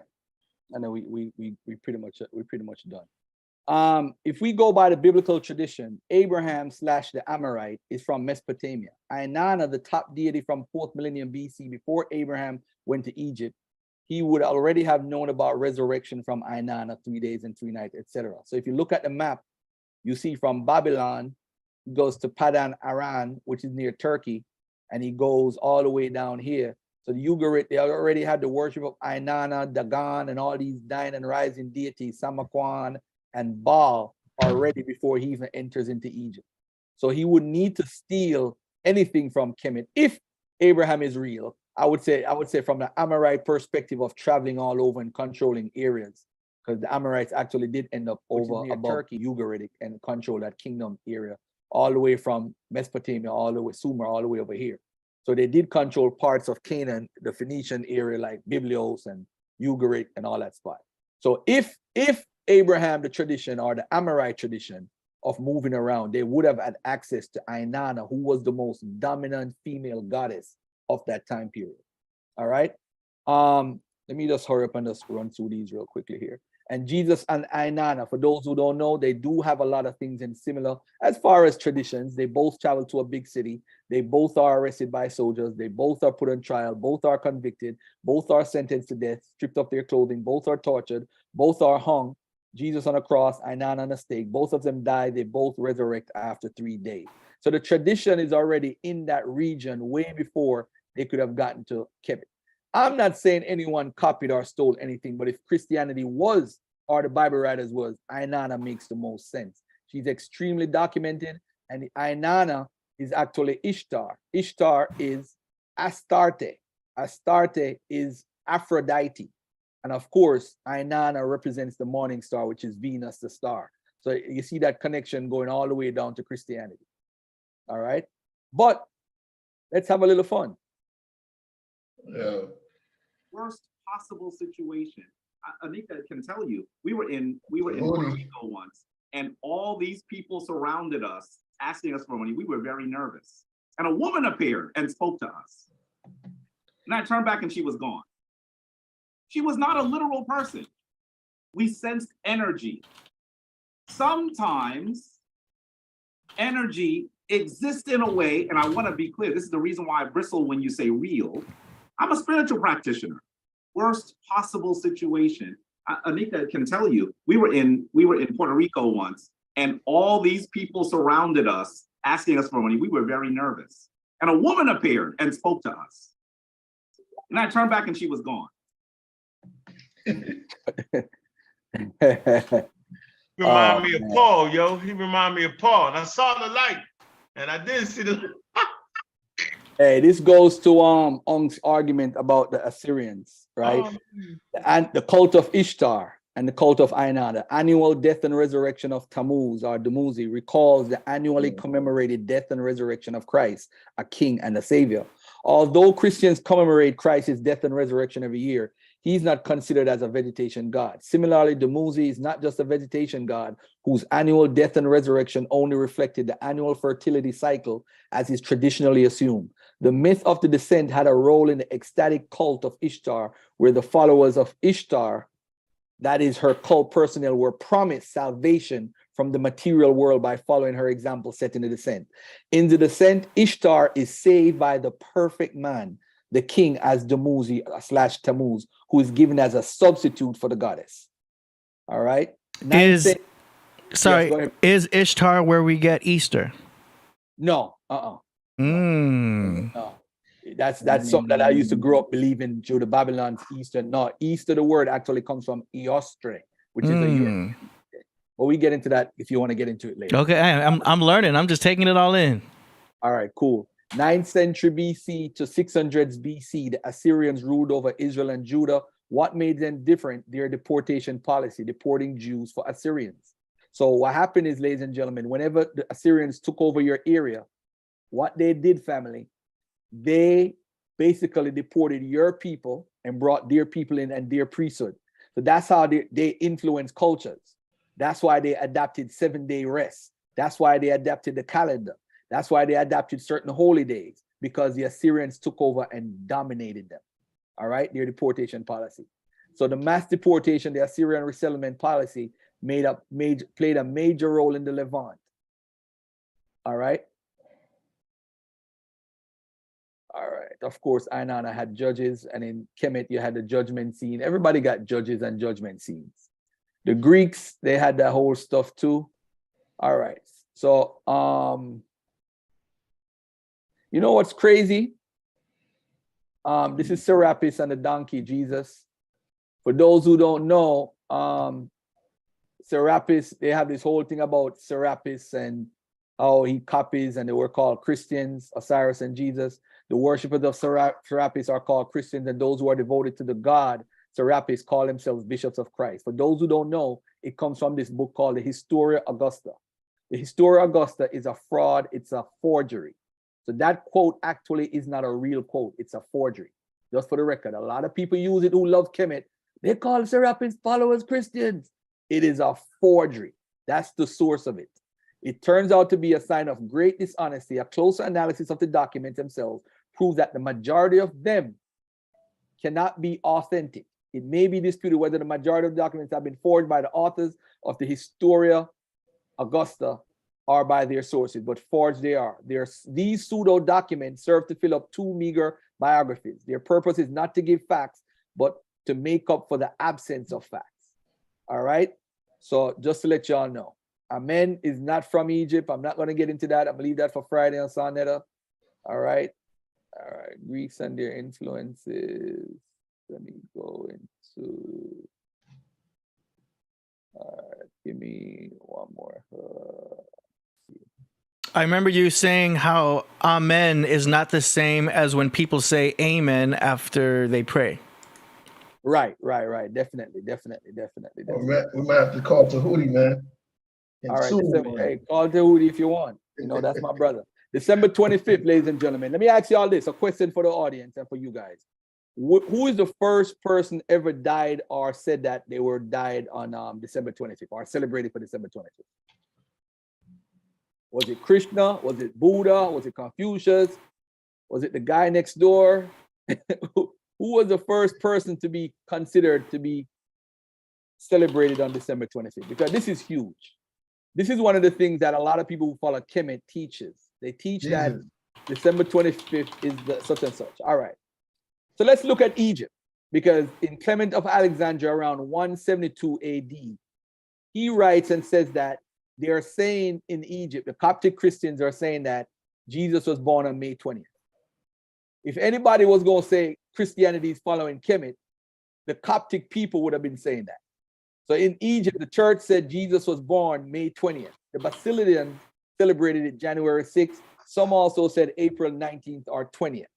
So for the record, for everybody out there that says Kemet took from whatever, or they took from Kemet, the people in Kemet, the Coptic Christians, they would have jumped up and said Heru born December 25th or whatever. They never said anything. They said Jesus born May 20th. If you look at Horus' birthday shared with Ra, when his name is Ra HaKorti, you see that he's born in month 1, the season of the flood, which is approximately August. That's a birthday opening of the year, the birthday of Ra HaKorti, or however it's pronounced, the sun god. Heru the elder is the second day of the epigamical days. All right, so we know that the new year is like around July, the end of July, and that's when Heru's birthday would be 2 days after. All right. December 25th reached Egypt firmly around 5th century CE. All right. Does Kemet have records stating Heru was born December 25th? So this is being taught by a lot of people. The church fathers claim Jesus was conceived the day the earth was made. So the church fathers is arguing in 200s, saying, hey, the earth was made March 25th. And on the 4th day, the sun was made. So the sun was made when? 4 days later, which is March 28th. So March 28th is the day that the sun was made. So we say, okay, that's what's up. All right.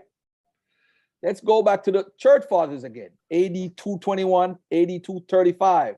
Church fathers are before Sol Invictus. Sol Invictus is alleged, said 274 was given to him as the birth of the sun, December 25th. So that's after the Christians already said December 25th is Jesus' birthday, because guess why? The day he died is the day he's born. And if the earth was made March 25th, remember Christians teach that Jesus was there at the beginning. So his birth is really March 25th, or his inception, I should say, is March 25th in the belly, and 9 months later would be December 25th. So that's how December 25th crept up into the Christian church. It had nothing to do with Buddha, nothing to do with those 16 crucified saviors. It had nothing, absolutely nothing to do with Kemet. These guys made this up on their own. All right, just for the record. All right. Now, Horus was born on December 25th, right? No, sir. There's no record to that. He wasn't born of a virgin, star in the east. No, sir. No, sir. Adored no, sir. by 3 kings, teacher at 12. Sir. No, sir. Let me drop this in real quickly, because there's also a Jamaican newspaper, the Gleaner. They wrote an article talking about Hanukkah. The original Hanukkah happened on December 25th. Hanukkah. So the original Hanukkah, when it happened, when the Syrian leader Antiochus Epiphanes, when he said desecrated, it happened on December 25th. So December 25th was familiar with them anyway, although that changes every year because it happens on Kislev 25. That's the day of Hanukkah, which is near Christmas. If you celebrate that, you know where it comes from and all that stuff. But anyway, half the Christians, by the way, celebrate the Eastern Christianity, celebrate the birthday on January 6th. So when we talk about Christianity, we gotta also think about the Eastern Christianity and what they celebrate. Let's get to the winter solstice for a second. The winter solstice, for those who don't know, right? And let's keep it real now. The day the sun sets, the earliest time is between December 2nd and December 13th. That's the earliest sunset based on, if you look at this thing right here, you see the dates when 427, December 21st, right? This is winter solstice. What happens the 22nd? It goes up. The sun will those what? Tell me, AD, teach me. Go ahead. The sun stops moving from our perception. Yeah, technically it stopped going south, it starts going north. Right. So it appears to stop, but it actually doesn't. It appears to stop. But watch this though. If you look at the 21st, the sun set at 4:30, right? But at the 22nd, it sets at 4:31. Why that? Why is it 4:31? Because we're taught that the sun is it dies for 3 days and 3 nights. That's what we're taught. Mm-hmm. But that can't be true because it's going up 4:31, 4:31, 4:32, 4:32. So that can't be true. And the sun is shining. The sun doesn't die for 3 days. Who made that up? Somebody made that up. But you got to think about it. What location is this timing coming from? This is actually in New York, in Westchester, New York. Okay. All right, now watch this. The winter solstice, right? The oldest reference we have for anybody using the winter solstice to set any form of underground area tomb is in Newgrange, and Newgrange is in Ireland. Newgrange got some underground passage tombs, right? These passage tombs, ladies and gentlemen, during the winter solstice at the sunrise, it lights up the underground.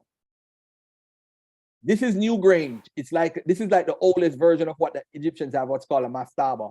Newgrange has an underground tunnel stuff that buries people, just like how Egypt do it. And this is the sunset for the area called Myeoshe, which is actually in Ireland too. So these people in this region, I don't know if they're black, white, red, or yellow, they had the technology, or the smarts, I should say. This is like 3500 BC, I think, Ankh. You could correct me, Ankh. 3500 BC, they were clocking the winter solstice sunrise, and somebody else was doing the sunset. So if you know about Stonehenge, Stonehenge deals with the sunset, and that's also before Kemet started using the science of the winter solstice. Hey, let me say this, Garfield, you're doing a great job, man. This is beautiful. I'm loving it. I gotta get ready to head out. So you just take over. Yeah, I got it. I'm gonna because I gotta hit to the studio real quick, and then I'll be listening. But it's great. I'm tuned in. All right, cool. No problem, bro. Thanks for the invite. This is in New Mexico in America. All right, man. This is the spring equinox, the summer solstice, the fall equinox, and the winter solstice. It has daggers. When the winter solstice comes up, it has daggers. Look at these daggers right here. This is what happens at the winter solstice, the sun dagger. That's in New Mexico in America. So these people had the science to check out the winter solstice and the spring and the summer and the fall. They're actually aligned with that stuff. Are these people connected with Egyptians or anybody from Kemet? It's just human nature. You know, the winter solstice can be December 20th, the 21st, the 22nd, or the 23rd, just for the record. It's not just the 21st. So next year it's going to be the 22nd, by the way. All right? I can see that. Yeah.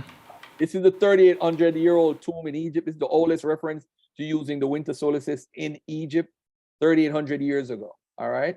And that's a tunnel. The Sumerians have their own thing with the winter solstice also, where Tammuz dies, and for 12 days they celebrate. They do the same thing they do in Kemet. You're going to see many similarities between these cultures because they have a lot of interaction and they're doing the same thing. All right? Mm-hmm. All right. All right, look at this. December 25th, the year 30, the Julian calendar versus the Gregorian.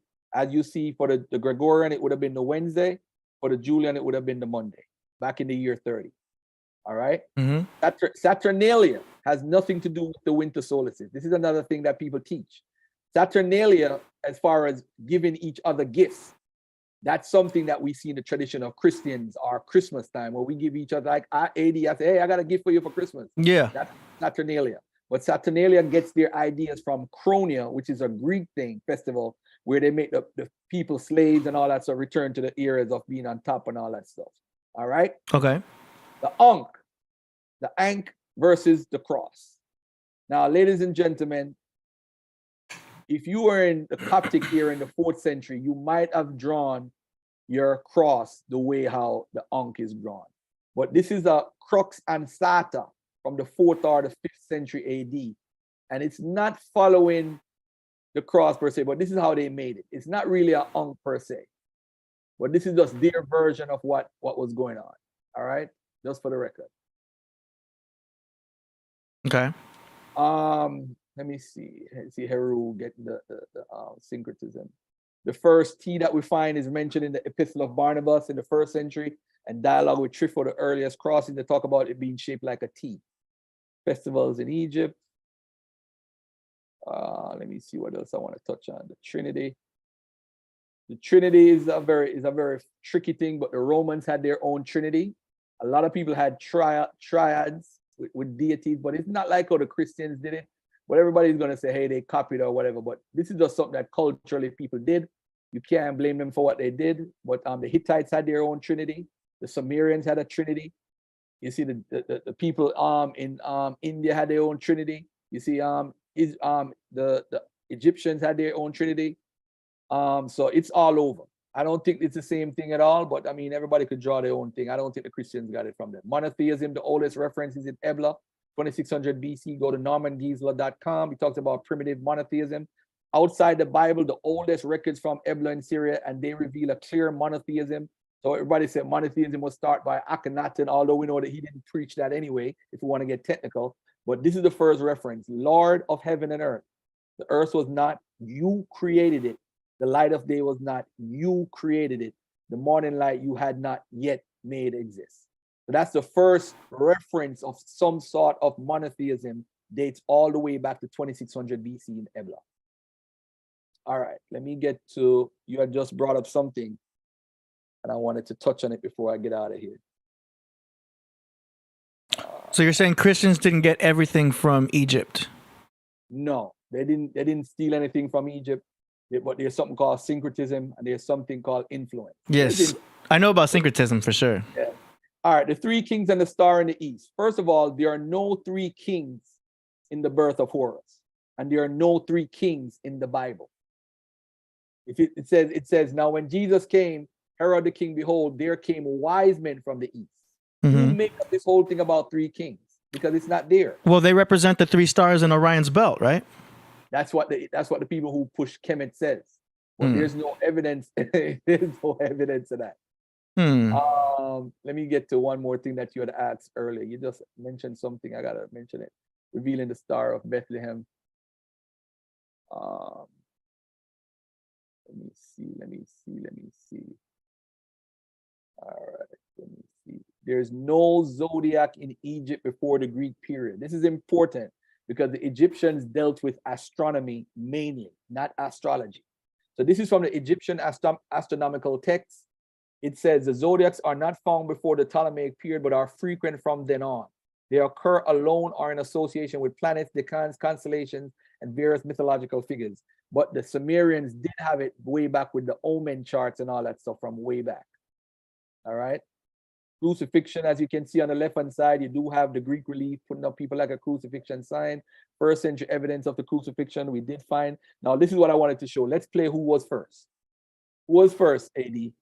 Who first had the whole thing with the baby? You know that's natural for a mother. And woman has been on the planet for over 300,000. Homo sapiens have been on the planet for over 300,000 years. So on the left-hand side is the lizard people from Mesopotamia, which goes back to around 7,000 years ago. Then you have the anthropomorphic figurine, mother with child, from the Vinca culture, 5300 BC. And then you have Isis with the baby. So if you based on the pictures, definitely the one in Kemet was not first. Well, they had a much fancier statue.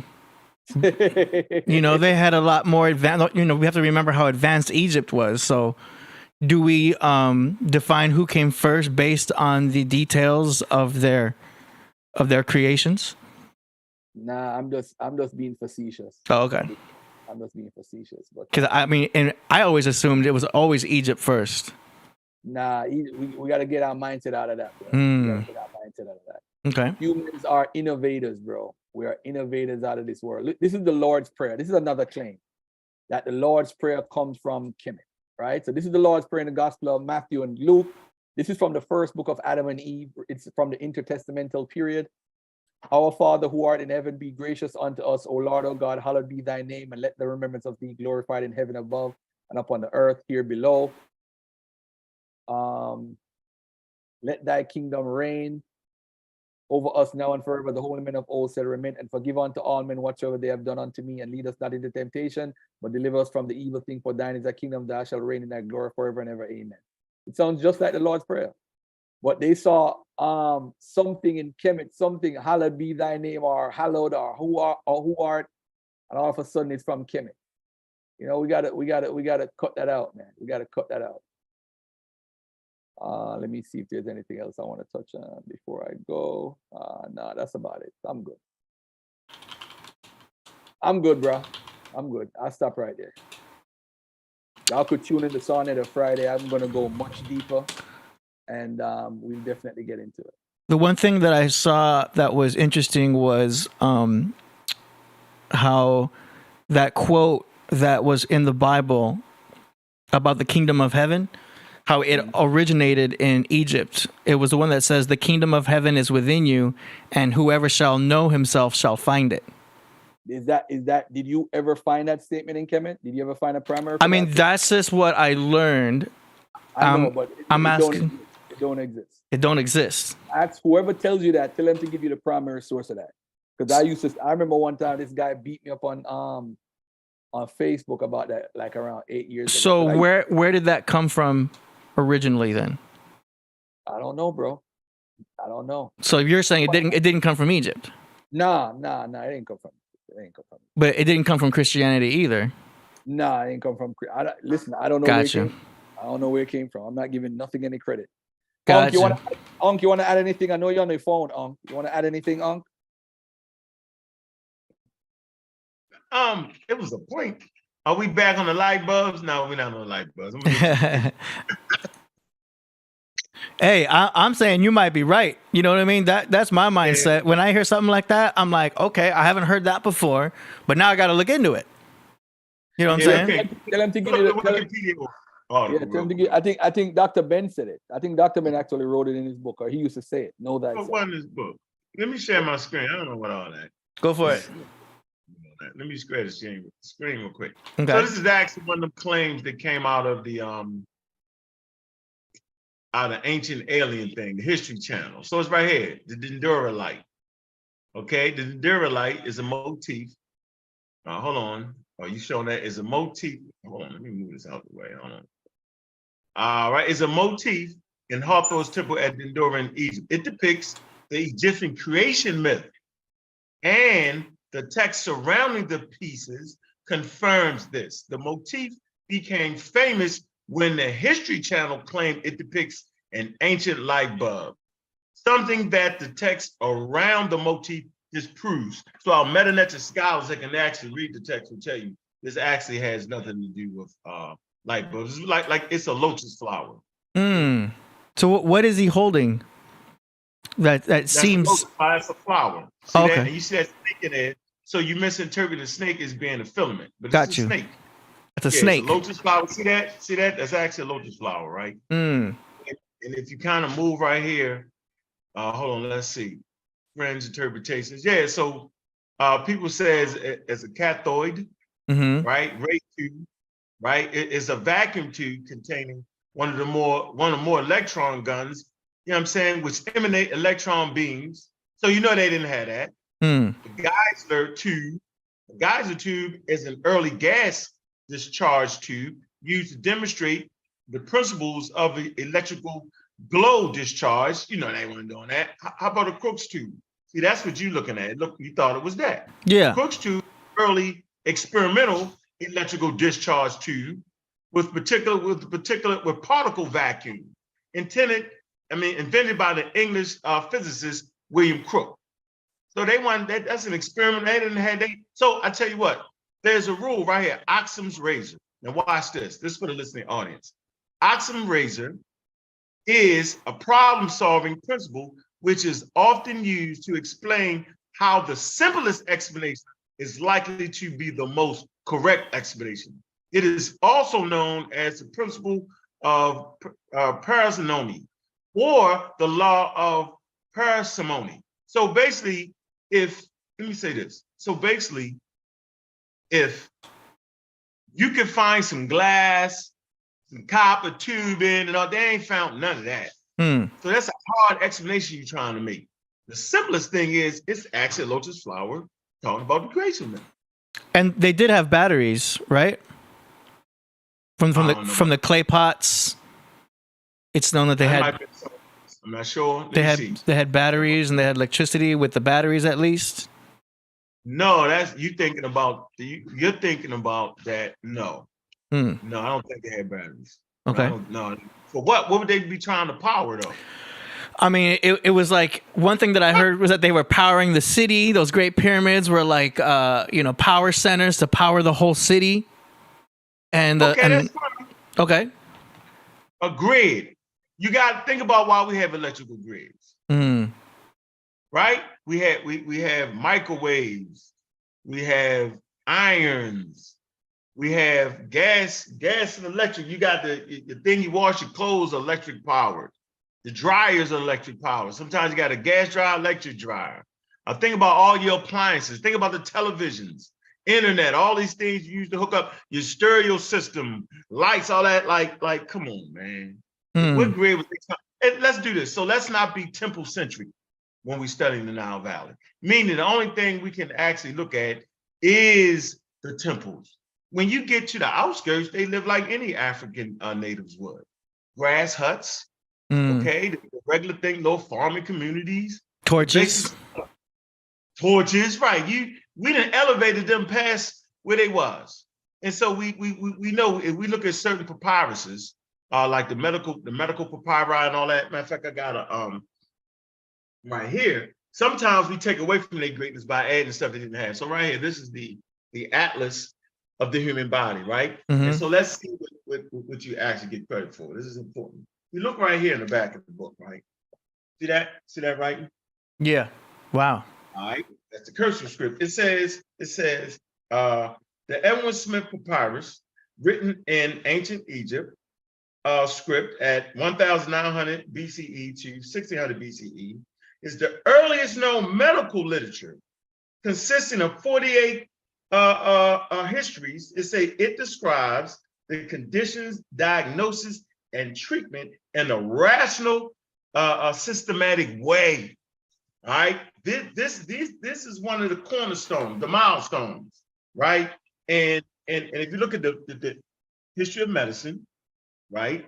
When they come to Africa, they tell you that at 6,650 BCE, Imhotep is one of the first physicians known by name, and the father of Egyptian medicine is born. Surviving papyri indicate much earlier orders of Egyptian medical knowledge. So they don't even get to where we at now, not unless you start dealing with this and being able to rationally think out things. Trying to make rational cures instead of introducing spells and stuff like that. That's why for me, I laugh when people try to do incantations and spells around herbs to heal people. That we've been past that. Yeah, we passed that, and I think that's important. So, but I learned it the same way you learned it. And then when I got scientifically literate, I started to realize there are steps. You just don't dive out the womb and make a light bulb. There's steps you have to get past in nature. Nature does not reveal the secrets until you get each step at a time. There's steps, meaning you don't just dive out there and build a 50-foot pyramid. There's certain things you have to know before you can even get to that. Stress and building material. How high can you go before something falls? Before it falls? What's the best design? Okay, how do you move these things to here to there? Do you understand physics? What are you going to push the stone across? What material are they going to use to do that? These are things you have to learn. You have that there are steps. You do not build a car. You need the Model T. You got to start there. You don't start off with a Ferrari. Makes no sense, right? Yeah. So we actually forget that. And we forget just how things actually work. I mean, we're just ahead now. We got the cell phones and all that. And we moving quick. Science with technology, and technology pushes science. I mean, if you go back to the 1800s, people thought they came from the pages of a book. Everybody actually thought European nations, but nations that were colonized by European nations, actually thought that we came from the biblical narrative. But other indigenous nations, right, thought they came from their creation story. So when was it that human beings started to realize that they didn't actually come from their own creation myths? There's thousands of creation myths around the world. So what step was it that we need to get you not to think that way? Well, we had to get out of that religious thinking. That took 350,000 years to be able to kind of separate that. And Egypt was one of the first places that started to separate that. That's important. How do you separate your beliefs from being technically sound? How do you do that? That's hard. Yeah, that's not, it took Homo sapiens close to 350,000, hell, it took them 350,000 years to get out of Africa. They couldn't get out of Africa. You know how big Africa is? Yeah. You thought they just walked out. Dang. That's interesting. Yeah. It took the 20,000 years to start to look like you. After 350,000 years, when you leave, you got another 20,000 years to start to develop, that mutation that produced lighter skin. Meaning you had to be in an environment that required that evolutionary process to occur. Because all of us are evolved to our ecosystem. So if you're not in an area that's not that's lacking sun, okay, that don't have a lot of UVA rays, right? If you're not in that area, then you're going to stay the complexion, you're going to stay brown or dark. Once you leave out that area, first you got to be able to invent clothes. Nature don't even let you leave an area until you can handle the elements, because if you can't, you're going to do what? You're going to die. So you got to invent clothing to even be able to leave Africa and start to go into areas where there's not as much sun, the days are a little bit colder, you know what I'm saying? And you got to be able to survive in that environment. Your skin, people have to die off with darker skin first. So that means over generations, people with darker skin gave birth to less valuable offspring than those with lighter skin. And over time, the skin lightened up because more people were born with lighter skin that was able to handle the lack of UVA rays, sunlight. And you develop the pale skin. If you're too dark, you start to block out too much of the sun and you get rickets. This is all actually detailed in this is important, anthropology book right here. Yeah, I suggest everybody get it. This is $4 on Amazon. Yeah, the human diversity. Anthropology, appreciating human diversity. Yeah, there's no light bulbs in here in Egypt. The conversation I was trying to give you was just trying to show the listening audience that everything takes steps. Yeah. There's no skipping steps in nature. Like you're not going to go to trigonometry not unless you can say 1 + 1 is 2. A, B, C, D, E, F, D. You ain't gonna just dive to high level geometry. That's not happening. So everything is built in stages, and the more you learn, you're allowed to move on to the next stage in nature. Nature ain't gonna let you just build a thermonuclear weapon, right? And you ain't figured out how to happen. Gotta work your way up. Gotta work your way up the ladder, man. That makes sense. That makes sense. Can't argue with that. So we give credit to human beings, period. And that's one thing you'll find about scientists and doctors. They'll always give credit to where they got it from. Because they know without you completing that step, they can't push forward to the next step. So it don't matter. Yeah, that's one thing about scientists. They don't give you black, white, Chinese. They're going to give you credit for it. Yeah, he did that. That's what he did. Yeah, so just want to bring it out so we don't get the ancient alien thing. That's crazy. Yo, Humans ain't even got out the porch yet, bro. You know how long it took to get out?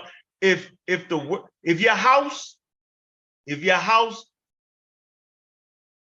was Africa, your bathroom would be Africa.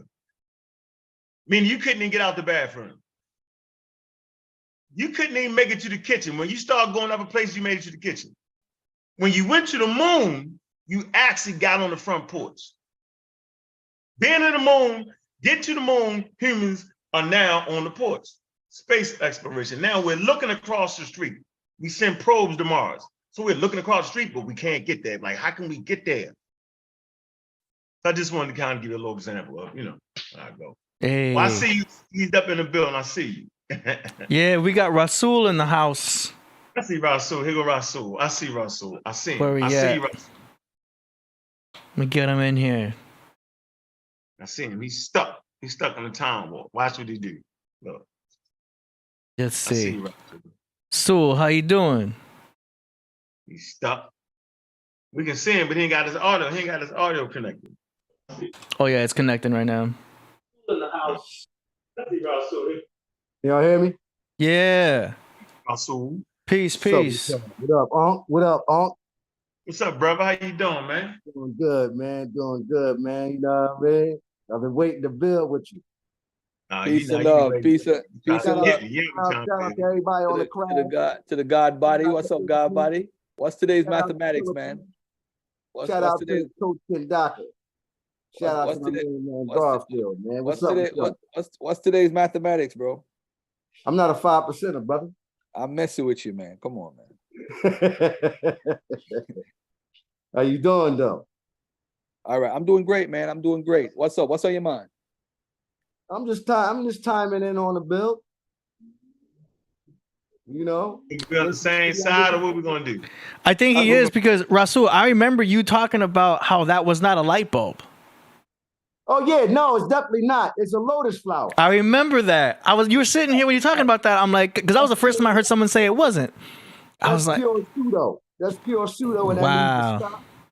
You know, and I advocate people to learn the sesh metric method and stop playing these damn games like Billy and the likes out there making thousands of dollars off of pseudo information. You know, I think, you know, if you're gonna be making all that kind of money like that, then you should know how to. You should take the time to sit your behind down and learn the language. You can't do a tour in ancient Egypt or Misri, as they call it in Arabic, and you go over there and you trying to teach people the sesh metric method. You read on the wall, you telling these people a bunch of, you know, fake stories. You know what I'm saying? I mean, what's written in stone is right there in front of you. So you got to learn how to read it. You know what I'm saying? So no, it's not a light bulb. Kind of looks like one. I mean, you know, in modern day times, yeah, you can fool yourself into thinking that. Yeah. Hey, that reminds me of the helicopter one, the helicopter glyph that everybody said, hey, it's the helicopter, man. That was super pseudo, but hey. Talk about that.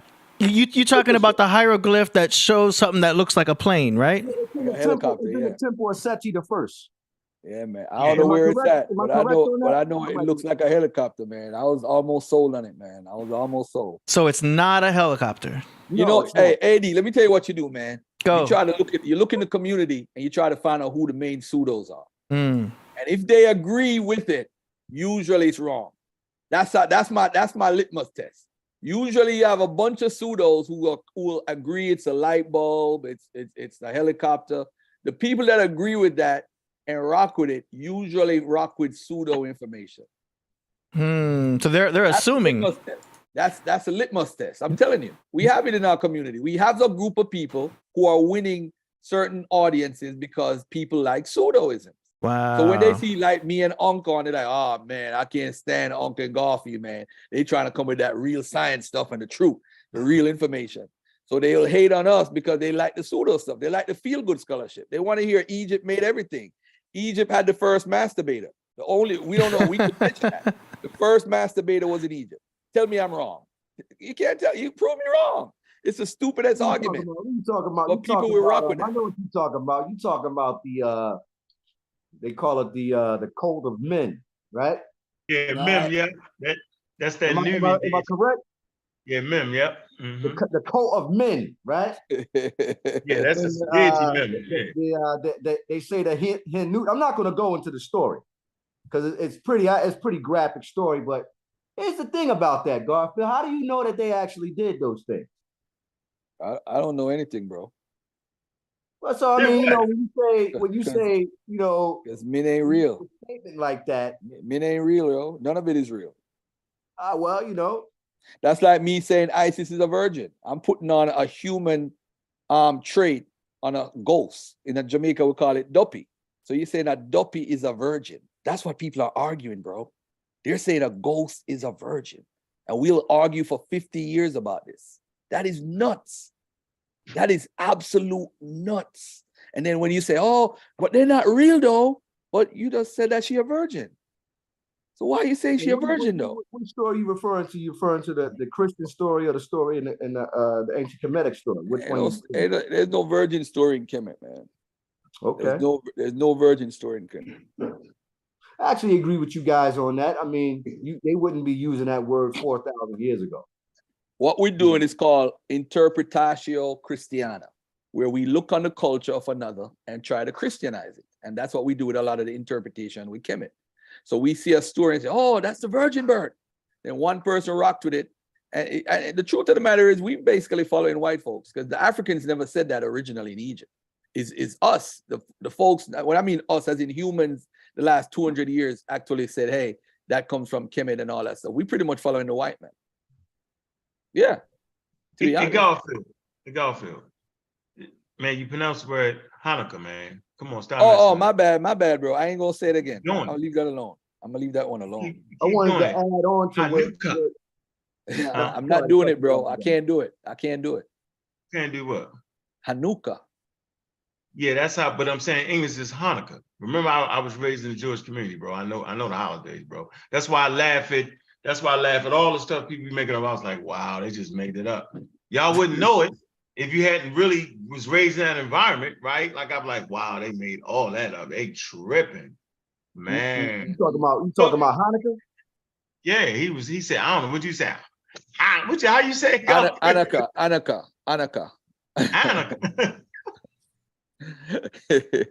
I'm Jamaican though. I got an excuse. I wanted to add on to what I was trying to say to AD that the image that the Garfield showed you. Well, no, excuse me. Ankh was talking about with the two light bulbs inside of the temple of Seti the First. When you see the two lotus flowers come together, that's actually the ancient Egyptians kind of looked at that as like a spiritual bond.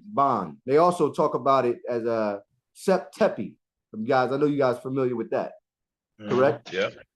Yeah. Hey, can I stop you guys for 1 second and just say that I got to put my son to sleep. It's late. I'm an hour late. And I got to put him to sleep. But I got to run, AD. Thank you guys for the opportunity to be on again. Hey, thank you. And I know I'll be back soon, like another 8 months. You know. Hey, I'm gonna have something for you next time. You could do whatever, bro. I learn every day, man. So I don't mind being taught. But don't forget the book. Misinformation by the Black Hebrew Israelites, Volume 1. Check it out on Amazon. Support your brother. All right, brother Ankh, thank you for coming on, brother, and blessing me with your presence. You are a living legend, brother. Peace and love. I'm out of here. Thank you, Garfield. Yes, sir. Peace. Peace. You still there? I'm here, man. Yeah. So the Sep Tepi, right? First time, right? That's right. And some people would say that Sep Tepi represented the beginning of the universe. I mean, I don't know if you would agree with that, Ankh, but some people look at that like that, the first time or the first beginnings of the Egyptian civilization. Right? Yeah, they talking about their world. Yeah, absolutely. Right. In that particular world, talking about the ancient Egyptians. But again, this same thing you see in the Temple of Seti the First with the so-called light bulbs being joined together. They call it, it's like more or less like a spiritual spark. So no, it's not no light bulbs. It has nothing to do. The ancient Egyptians, if they were generating electricity, it wasn't through no like electric socket or anything like that. You know what I mean? So people got to get that out of their minds. They wouldn't have been defeated, yo. They wouldn't have lit the daggone, trust me, they wouldn't have lost against the Assyrians and none of them. They had that. If they had that, yeah, come on, man. They way ahead. Like, come on, man. I don't know, man. I think I hear a lot of times that people say the ancients knew more than what we knew and all that. We only know what we know because of the ancients. Right. You feel me? You need somebody to dive off the cliff so you can say, yo, don't dive off the cliff. You need somebody to repeatedly break their leg until you can figure out how to fix their leg so they won't die. So you know, in the ancient world, you break a leg, you're gonna die because infection gonna set in. You know what I mean? They were trying to figure out all kind of ways. Infection and fever was killing you. You know, viruses come through, wipe out whole communities. The things that we laugh at, chickenpox, measles. Thousands of babies was dying because of measles. You know what I'm saying? That was some of the plagues was the measles. Right now we laugh at the measles. My kids don't know what the hell chickenpox and measles is. That's true. Yeah, we forget about that. Yeah. And you know what? And the thing works so well that we talk trash about the thing that works so well. I don't even want to get started on the whole vaccine conversation. I'm gonna let y'all add that. But you don't think about measles. I tell you what, that is city community in New York, right? Who had stopped vaccinating for that. It came back. Remember that? Mm-hmm. Chickenpox came back. It was either the measles or the chickenpox came back. It was crazy. Yeah. I think it was the measles I seen. I remember that article.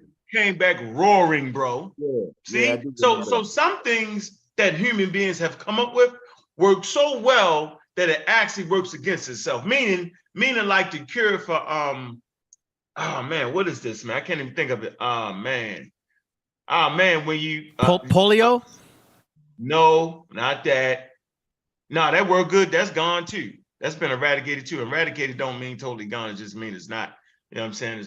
Yeah, that's, you know what I mean, all the steps in that, but I forget the thing, it's called scabies. That's right.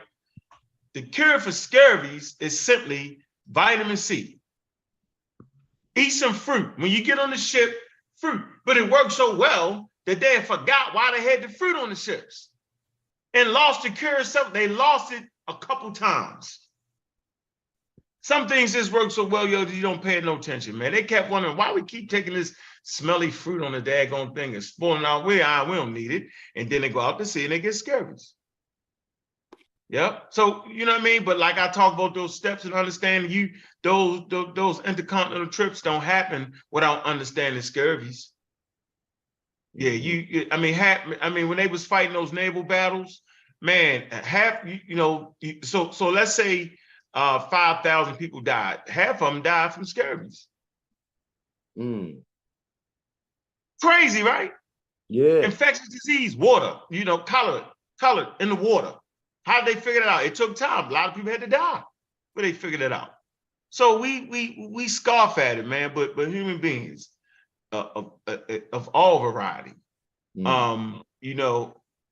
was up against it. Especially like people live now to 95 years old, 70 average life expectancy. 78 years in America, depending on where you at, based off the healthcare and stuff like that. I'm not saying that human beings didn't live to 100 years old back in the day, like back in the ancient Egyptian time, but I'm saying not that many people live to that age. Not that many. I agree with you on that. Not that many people did. They didn't live that long back then. They did. 26, 27, you out the game, bro. Yeah. You fall and break your leg, you out the game, dog.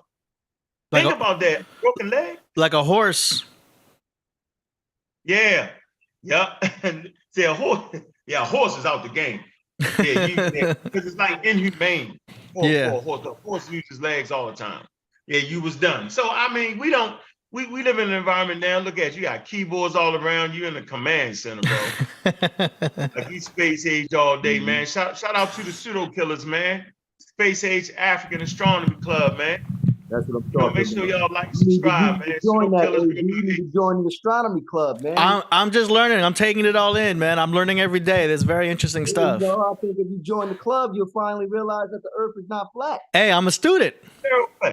Who think the Earth flat? I'm a student. AD is still under the interpretation that the Earth is flat. I know why? Go ahead. I know why. AD, I'm going to a NASA convention. You want to come? What is it? Huh? I'm going to a NASA convention in a few weeks. You want to come with me? Oh, that's okay. I've already been to Disneyland. Your man Neil's going to be there. Neil, the actor? Yeah, he's going to. Yeah, the astronomer. He's going to be there. Neil deGrasse Tyson. I just saw him on Superman. he was in the movie. If you saw, was it Batman versus Superman? It shows Neil deGrasse Tyson in there, and he's playing himself. Are you joking? Or no, he's in the movie. You got to watch it. It's on HBO Max. Batman versus Superman. It's got Neil deGrasse Tyson. I was like, hey, well, he's playing himself because. What's your problem with Neil being in the film? That's good. Well, he's an actor, so I got respect for him. He's an actor. He knows how to act. He says the script. He's very good. I got respect for him. But hey, we got a super chat. Cap Jones says there are advances, no doubt, but we can't deny that commercial interest comes into play with all modern day technology, medical, tech, whatever. Okay. Shout out to Cap Jones. That's true. Hey, I was watching a lot of y'all's, shows online on YouTube, man, and I'm not gonna lie to you. I have a different outlook on the ancient Egyptian of the ancient people, ancient Kemet you. I feel like, can you hear me? Yeah, I'm listening out. I feel like that once you get down to the 18th dynasty, right? Mm-hmm. Some of those people from ancient Kemet, in my opinion, they was mixed. Do you agree with that? No, it was mixed. They was mixed, period. There was a whole lot of mixing. Because look at geography. Geography explains it. Would you say, I'm sorry, say it again? I said geography explains why people Yeah, I understand that, Upper but Egypt even the would statues be though, mixed. like when you look at the statues of Ramses the second, he has Hmm? more or less like he doesn't look, I don't know, he looks like he's a little like he's mixed with North African, but he could have a little bit of, a little bit of East, like Asiatic in him, or like Semite in him a little bit, mixed with a little bit of Semite. I mean, they wouldn't have known none of that. You know that, No? right? They wouldn't have understood that conversation. You know what I mean? They look at people based off their tribes, their clans. You know what I'm saying? So they wasn't saying looking at you with a whole group floating over top of your head. So we don't never want to get caught up in racism where I'm there's not saying one. race. I'm not dealing with race. I'm just saying No, I'm that. saying where there's one way to look African. There is no one way to Right. look African. That's a All right, misnomer. all right. That's all I'm trying to say. Yeah. I Well, that's always what I'm ask the saying. question. I'm kind of saying that too, because a lot of the times when people want to say that Egyptians are black, they want to make them. A lot of times people is looking at them like they look like they West Africans, and like, no, man, when you're looking at the statues, you're not looking at West Africans. No, And you wouldn't have to be. Yeah, what West Africans, not even South Africans, they're different ecosystems. Exactly. Right? So people, Homo sapiens sapien, are evolving their environment, ecosystems. You can go in your backyard and look at, you got different ecosystems in your backyard and look at the different types of ants. It's a very simple study. Humans are nature, are natural. And so they are influenced by their environment. The foods that they eat, all these things, sexual selection, natural selection, that there are forces in nature at play. Like gravity. Right? Like we evolved, as Homo sapiens sapiens, we have evolved in the atmosphere of the earth. So we do not realize that the earth is turning as fast as it is because we have evolved. You got like this water in your ear that keeps you upright. Somebody ever smack you in your ear and knock it off balance, what you do? Somebody hit you in the ear, what happened? It throws off your equilibrium. Right. So I'm saying we're balanced to handle, we're humans. You cannot leave Earth's atmosphere without a breathing apparatus. You cannot be underwater, right? Without a breathing apparatus, because we're forged in an oxygen-rich environment, okay? All right, and it is what it is. So for AD, of course he thinks the world is flat because that's intuitive. No, it ain't even funny. Like, it's natural to think the world is flat. You can't even imagine how big the planet Earth is. First of all, your mind don't comprehend. All you see is I'm on the ground, a flat ground, and I'm walking, it's flat. That makes sense. What we're doing by studying geodesy is to study the shape and size of the Earth, is counterintuitive. So remember this, science is counterintuitive. That's why we don't get as much views as people who speak to things that are intuitive. So it's intuitive to look at AD and say, AD different. Man, look at his skin, man. Look at his limb proportion, man. He's different than me. Look at the way he moves. Look at his hand. He's different. That's intuitive. The counterintuitive thing is to say, man, AD is 99.99 the same with me. That's counterintuitive. It doesn't make sense. You get it? Your eyes are lying to you. Trust me, your senses, your 5 senses, right? That's are right. enemy to you in science. That's right. I agree with that. See? So who can actually get around that? See? So con artists, people who promote pseudoscience, they take advantage of your believing brain. Simple as that. We're wired to believe as Homo sapiens sapiens, and people take advantage. The Anunnaki. Imagine a person telling you about the Anunnaki, bro. Like me, you know the whole Anunnaki story. Now imagine a person beating up the Bible, right? Well, saying don't believe in God outside yourself, right? Then go tell you the Sumerian story about the Anunnaki that's outside yourself. See, we already know that's a walking contradiction, and that's fool. See? Well, we know where that came from. That came from Mr. Zechariah Sitchin. He put that out in the 70s. And you remember that it came out. Come on, bro, me and you was wired for this conversation, bro. Like they can't trick us twice. You don't even get you once. No, they can't do that with us. Yeah, you can't get me twice. Yeah, you can't refurbish that again. We come from the they can't do that with me and you because we come from the era, right? When they was putting this information out. Me, you, Killah Priest, you know, KRS-One, all of us. We was there when this information was coming out in the 90s. Yeah, we see how they did it. We see, and it's mind-boggling that people are still propagating this stuff. I mean, we're past the information age. No, they got to get past the steps, right? They got to graduate. Remember I said nature don't allow you. You got to be able to pass the steps. So some people stay stuck. They haven't graduated. See, you'll hear people say they're having the high level conversation, right? When they talk about the Anunnaki and the space and Enki and Enlil and all that, that's actually not a high level conversation. That's really the low level conversation, right? Because they just memorize things. Remember, memorization on the scale on the pyramid is at the base. Everybody can memorize stuff real quick. Yeah. The highest level is to be able to teach stuff. That's one of the highest levels. So, I mean, you know, what we're going to do, man? Everybody got to take their time and get scientifically literate so they can't get tricked. Sometimes, you know, I'm not going to lie to you. Sometimes I'm a pseudo. I doodle and dabble with the pseudos. You gotta jump in with the pseudos. But see, what the problem is with the pseudos, right? I have more information than the pseudos. Yeah, you do. You definitely I have way more information.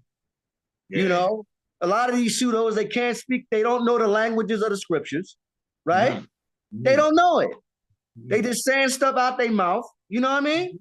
And that's what gets them in trouble, especially with a guy like me. You know, but I doodle and dabble with the pseudos sometimes.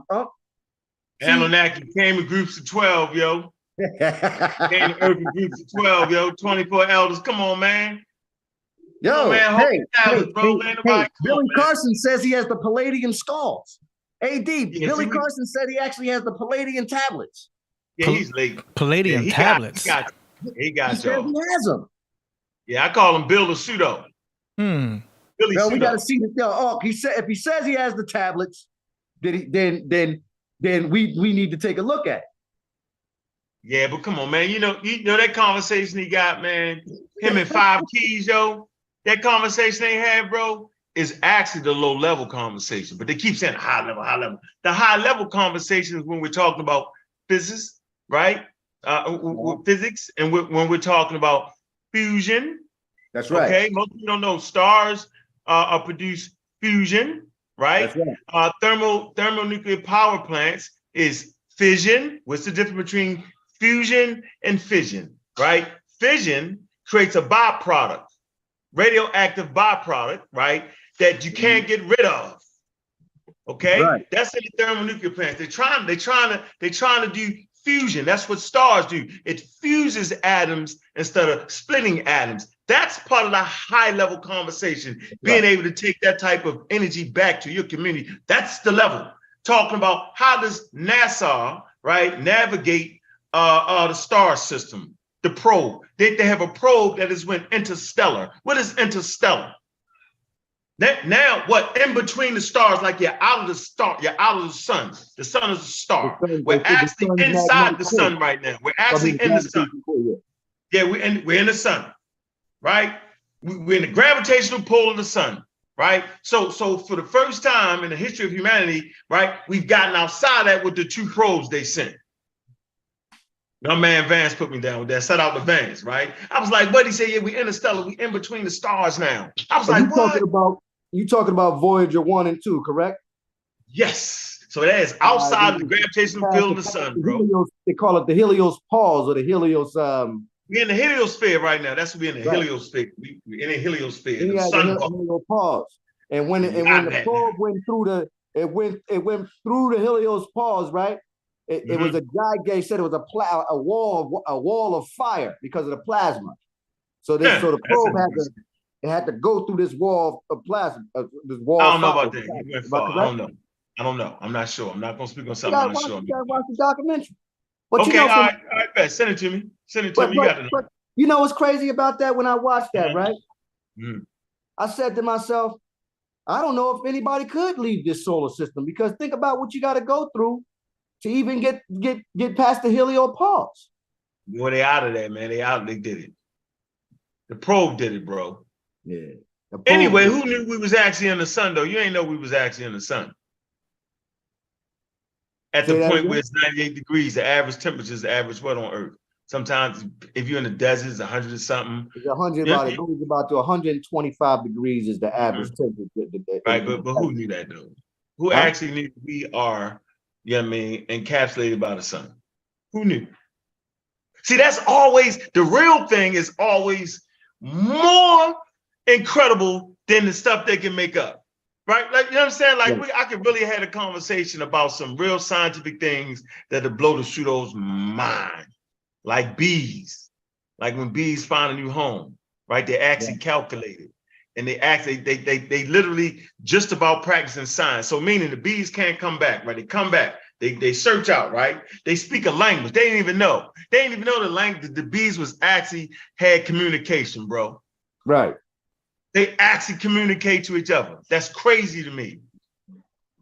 Bananas. Well, I mean, I don't think you should look at that as too crazy, you know, because there's another form of intelligent life. The insects, the insectoids, they're sentient as well. You know? They all communicate. I get that. But I'm just saying bees and what they do. Oh, yeah. Right? It's crazy. So I don't know, man. I think the misinformation in our community has actually harmed us, bro. And you know, we talked about it during the pandemic. See, y'all agreed, some of y'all didn't, man. It was crazy. You know how many people that had strokes and had just all kind of, you know what I'm saying? Based off of people around us misinforming us, man. I only want to be able to give us a shot at it. Right? And for us to play the game at the highest level, your community has to be scientifically literate based. And I don't mean just use the word science because they always use the word science because that's a form of high level intelligence. So you'll hear people say, well, Hebrew Israelites, it's science in the Bible. Well, why would God need science? God wouldn't need science. Science is a tool of human beings. Mm-hmm. God wouldn't need science and God wouldn't need religion. Why would God need science to create anything? We need science, you know, we need science to interpret a lot of the things in life. If we don't have science. God wouldn't need science, though. God wouldn't have to make. Why would God have science in the Bible? God is science. Why would God be science? Think about it. Why would God even be science? Because I'll tell you why. That makes sense, man. The concept of God coming from your mind, right? The human being is attached to these concepts, whether it's God, whether it's a higher source or higher power, we're connected to that. That in itself, man or human, intelligent Homo sapiens, our journey here on life is to make some sense out of that. We're connected to the natural flow of life, which would be considered God. Our journey here is to have kids, bro. That's our journey. That's it. That is, I agree with you on that. I can't see. That's why I love talking to you, huh? The rest of that we add to it. You keep it. That's the whole car fact. So we here. Listen, we here long enough to have kids and die. That's it. That's simple. Now all the stuff in between, right, is what you make it. Whatever your vision is about this is your vision. But at the end of the day, your job as a Homo sapien is to produce valuable offspring. Valuable offspring, meaning you have a kid that will grow to the age of reproduction and have more kids. Yeah. That's what it is. Anything after that is a car, some money, talking crazy, pseudo, getting all that. You can add it to it. Some people think that having a job is the best thing. Some people think running their own business. Some people just have fun chilling, drinking a big, you know what I'm saying? That's all on you. Yeah. That's all on you. Yeah, but I'm saying the biological organism that's Homo sapien, listen, man, is to reproduce yourself and take care of that offspring till it reaches the age of reproduction. That's it. Anything else is the great mystery. Death is the mystery. All religions is based around the mystery of death. Yeah. That's why Jesus died and come back to life. He conquered death. We all want to conquer death. Don't nobody want to know. Man can't envision his own death. You can't see it. You don't think you die. That's why most people don't get health insurance. Oh, man, I ain't gonna never die. And then you just die tomorrow. You die. Crazy, man. We got another super chat here from Cap Jones. He says, science is deductive reasoning, to question through process, not to blindly accept, but to question. Science is continually questioned. That's it. Science actually is not here to prove the truth. It gives you things in approximate. He's absolutely right, approximately. So there's a language in science that most of us do not understand, like prediction. People don't understand science has prediction power. It predicts, and that's counterintuitive. What do you mean? Well, Charles Darwin predicted that at a later date, we will find some ancient hominids, okay, that connects us to the ape family. He said that. And guess what? They found it. He predicted that. So science is prediction. Now, being able to tell when the seasons are coming, summer, winter, spring, and fall, I predict it's going to be summer. No, that's just, if you stay around enough generations, you'll see the seasons turn enough time to realize that this will happen again. That's not a prediction. That's good though, right? Because the ancients had to learn that. They had to be able to track the winter solstice, not to apply it. Type in not to apply it. That's where they learned how to track the monsoons. This is in Nubia. My fault. This is in Egypt, not the playa. This is the playas with the lakes and stuff, right? In this area, right, they built those stone circles, okay, that charted certain stars. And they could actually track the winter and summer solstice. That's right. And they could track the monsoon rains. Why is this important? You got to know when to plant the crops. So later on, this understanding of the solar system would allow early humans, right, to know when to plant. If you plant at the wrong time, it ain't gonna grow. But that's not a prediction, right? When they start looking at stars and see them twinkling, right, they predicted that based off of the twinkle of that star, there's a planet going around that. That's a prediction. And then when they find it, they're like, oh, we knew it would be here based off of the way that star twinkle, twinkle. That's a prediction. That's the high level. I forget the instrument that they use. It's the Hubble telescope, but I forget the scientific term that they use. I got a good book for everybody, though. I think everybody should get this book. This is called, Cosmic Quarries. That's a good one. And this is a good one for everybody. We like to get off into it. The Light of the Stars, the Alien Worlds, and the Fate of the Earth by Adam Frank. They be searching for those exoplanets, and there's a certain system they use to figure out, like I said, when they start seeing the stars twinkle a little bit, they realize there's planets around there, huh? What do you think about the drone that they're going to send to the sun? They're about to send a drone in 2025 to Europa. Because I'm not familiar with that. That's interesting. Listen. You start sending stuff. They're going to send not a drone to Europa. They're going there too, but they're going to send a drone to Titan, I think, the one moon that orbits Jupiter. And they're saying that it has methane seas there, and that it might harbor some form of life. I think by 2030 we're going to find life in the solar system, though. That's just my It's opinion. Not that. No, I agree. I don't know about what time, but I do agree that the universe, first of all, the prerequisite for life is water. And we find water all over the cosmos. As a matter of fact, how do they know about black holes? Because black holes actually have water around them. Those geysers actually around the black holes. And that's how they detect black holes. It's about the water. Water, right? The water is all over the cosmos. So if there's water all over the cosmos, right? Well, yeah. Then, like they use gravitational lensing and all that. When you look through another galaxy to see another, it's called gravitational lensing. It allows you to see farther by looking through it. It bends the light and allows you to see a galaxy behind it. Crazy, right? And so there's water everywhere.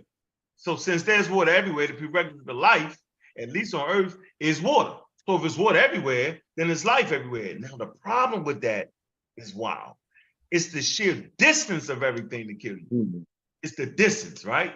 So if something is 10 light years away or 300 light years away, by the time it get here, we be extinct already. Mm-hmm. Or you might get here when the dinosaurs is here. And humans ain't here, you might get here too early. you get it, intelligence don't even match up. Mhm. Right? It's wild. So Yeah. it's the distance in space. So when we say light years, it's not measured in time, it's actually in distance. Yeah, astronomical units. Well, I mean, if you did go through a wormhole, you travel to a How are you distance going far, through a wormhole? you're going. Yeah, if you could have to do that, you had to learn how to do that. You're right.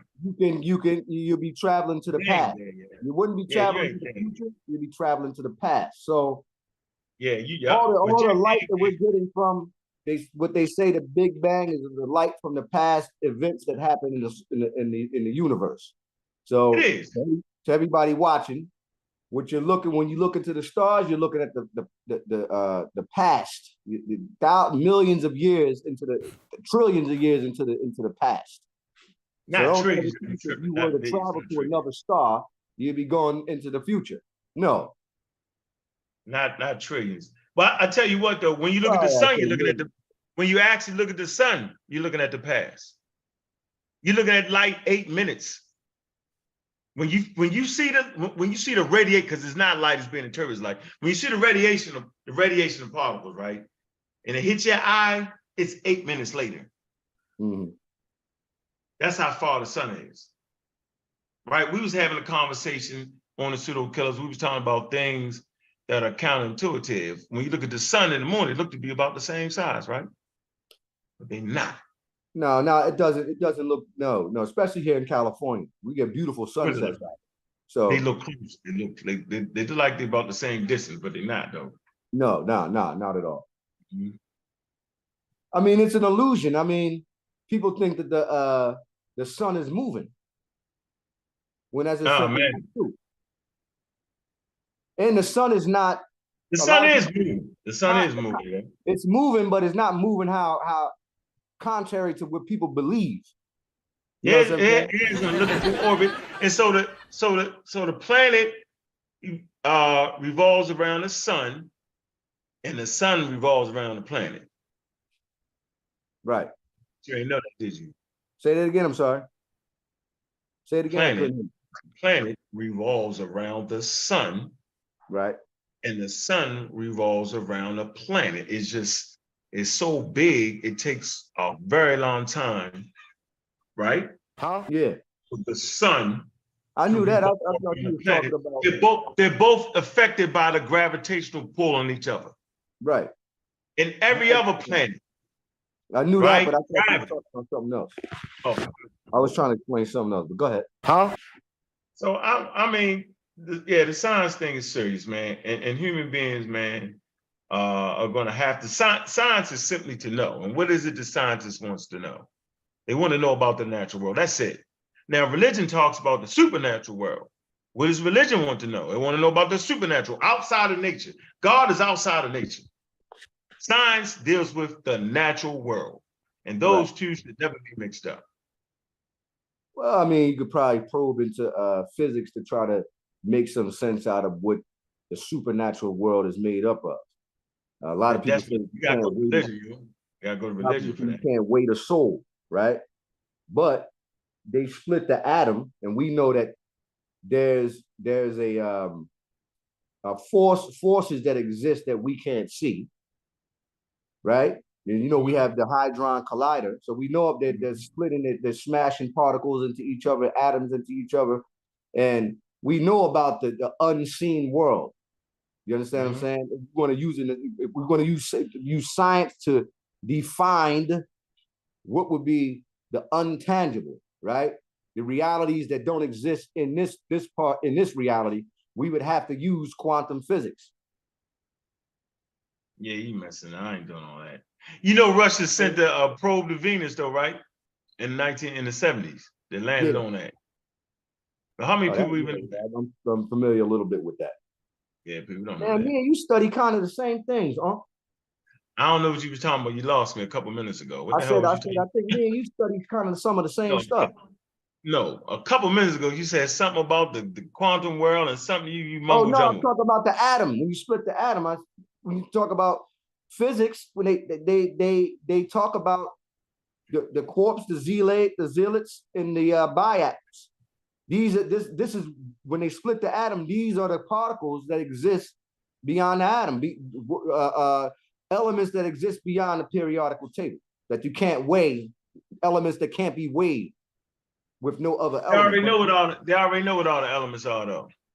They ain't gonna be no more elements. They got all the All right, elements. but you know, they do, you understand that No, I'm what telling refer you, to as they know what quantum all that. physics, Listen, they know do what all the elements. study. There ain't gonna be no more elements. They got them. All right, well, you know, hold on. We're talking about You know the atom. the atom, how they split the atom. So the point I'm trying to make is, It's called a nuclear explosion. huh? It's called a nuclear explosion when you split an atom. All right, yeah. All right, well, hold on. They also did experiments with this. Why they had a hadron collider, huh? Yeah, they was trying to figure out could they go faster. Atoms every day. They have was it in trying to see if Switzerland they right could now. travel. They was trying to go faster than the speed of light, and they realized they couldn't do it. Okay, yeah, they realized they couldn't do it, but with those experimentations, you gotta go look this up, my brother. You gotta get some. You gotta go look this up about and study the quantum world. What about the quantum? What they've been doing with that hadron collider, man. Oh man, you mess. Phenomenal. It's phenomenal work they've been doing. Doing what though? What they doing? Hydro collider. Well, some of the studies that they've done while smashing atoms together, and they, like you just said, you confirmed that they've been trying to figure out how to travel faster than the speed of light. But now they're trying to see if they can find the particles that could do it. That's why they had the machine you were talking about. The Higgs. The reality of it is this. Let's just keep it real. That they do know about the world, the world, that there is a world, right? If you want to use science, hold on, listen to what I'm saying. If you want to use science to try to define the soul or the world, the unseen world, you can, in some ways, theoretically use quantum physics to try to make some sense out of it. Man. That's just my opinion, though. That's just my opinion. That's it. That's your opinion. I ain't messing with you, yo. I'm saying science ain't fit. Hey, man, we can go at it, man. You know, I'm a different kind of scientist, yo. What? You're a pseudoscientist. Like you said, you delve into pseudoscience. I study quantum physics, brother. But now you're going to give me the consciousness with the double split experiment. I'm not doing that. The observer effect, I'm not doing that. Man. All right. I hear you. You're not going to pull me down that rabbit hole, yo. All right. I'm not going to the Tea Party, yo. The Mad Hatter. I'm not doing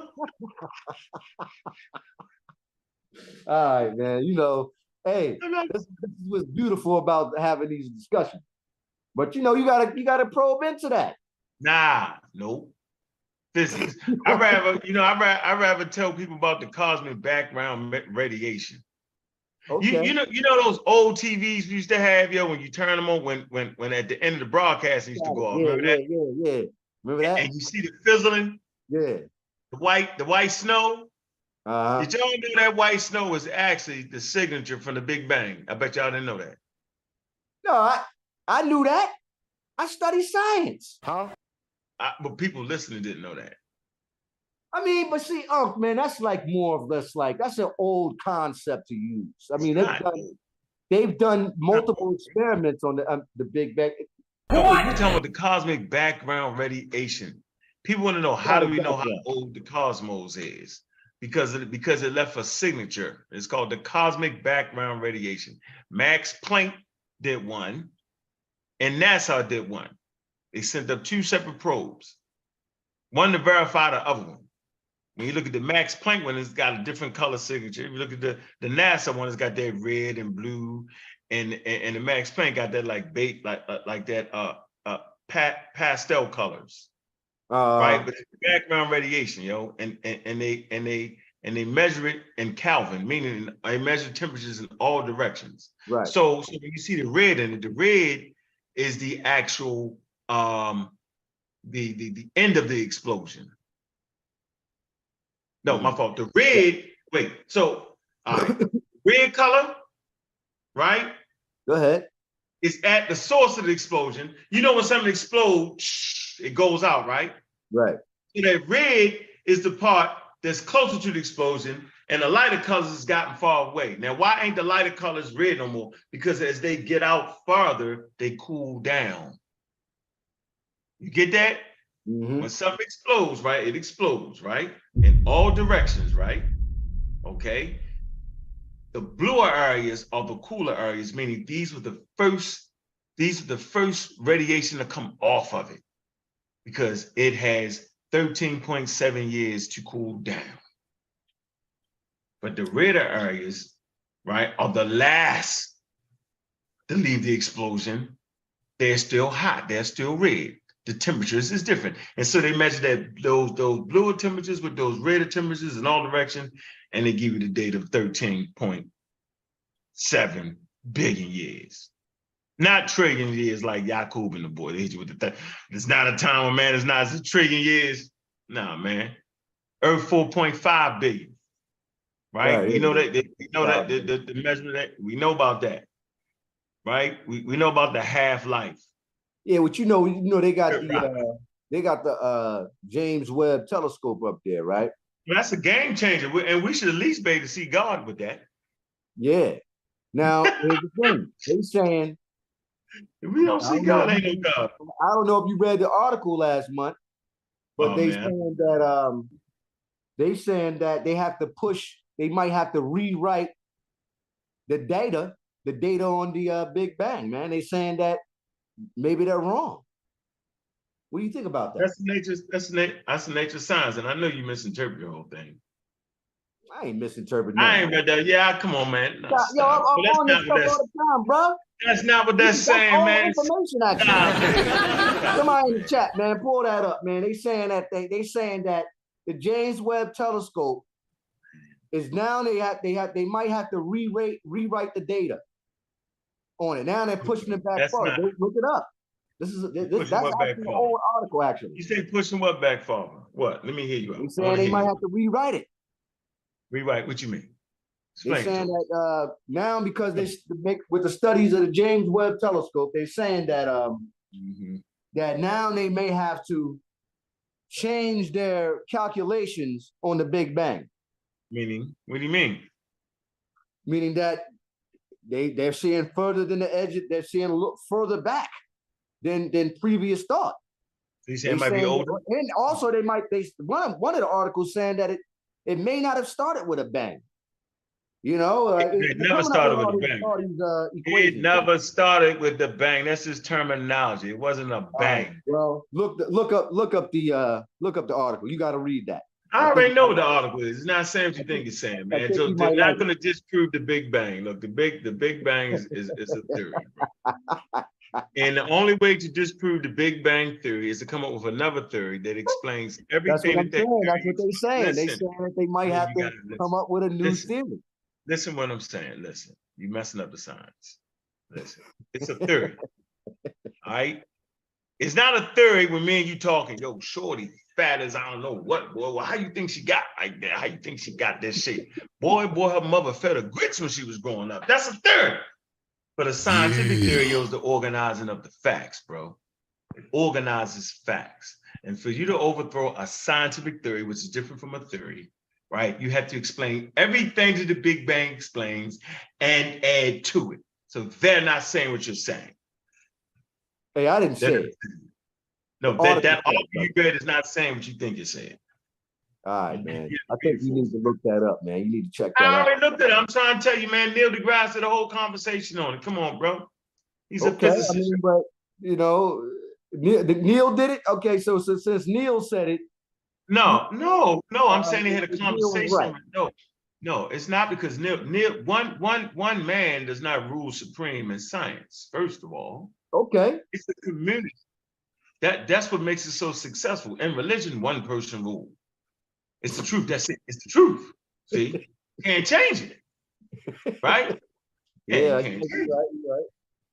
Yeah, but science, things change. And people can't handle the fact that there's a difference between a fact and a scientific fact. There's a difference between a prediction and a scientific prediction. There's a difference between a scientific hypothesis and a hypothesis, right? These definitions are clearly different. Laws right? People say a law is the highest thing in science. No. Theories explains laws. A theory does not become a law, nor does a law become a theory. Who can I actually tell this to? I understand, my brother. I'm just, you know. And you like to tweak it. Like you said, you like to dove in the pseudo. You dive up and down on them. I get it. I don't know, man. How long is going, man? I gotta get off here, man. This that time. You know what I mean? I'm at my clock. What you doing, AD? AD, you in the ethers right now. Yeah, I'm listening to y'all go in, man. It's cool. I enjoy it. I'm having fun over here. I can't believe you sitting on first of all, the earth is not flat because it changes size and shapes, first of all, for everybody listening. Once again, the earth does not stay. It changes size and shape. You can imagine mountain ranges coming up, right? Wouldn't that change it? Yeah.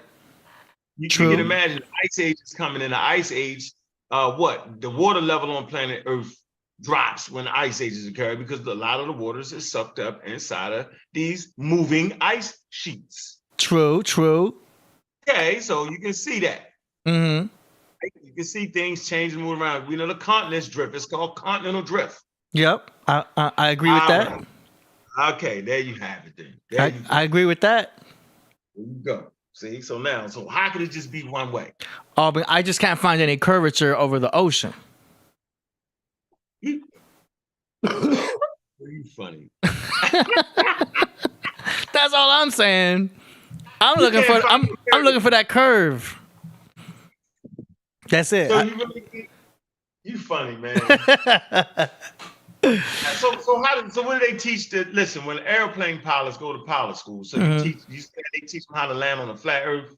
Yeah, that's all they know because they never have to adjust for curvature. They just stay straight. Everything is just flat for them because they just boom. They don't have to ever put the nose down. Like, we curving, we got to put the nose down. They don't got to ever do that. That's not true. The Earth is moving, man.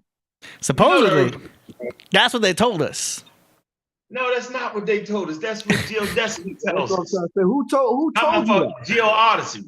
Look up. You know what Geo-Odyssey is? Yeah, it's the study of the size and shape of the Earth. Come on, man. So what's the curvature? Like for every 1,000 miles, how much curve should we see?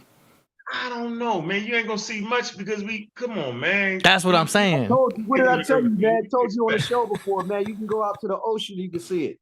You don't listen. He's looking for curvature. Why would you need to see curvature, yo? They could take you out to the That's what I'm saying. Pacific Ocean down here in Venice Beach, yo, or Santa Monica out here, and you could take on the marina, and you could sail out to kind of not to the middle of the ocean, but you could kind of see the curvature. This is a scientific fact. You can see the curve? Yeah, you can see it.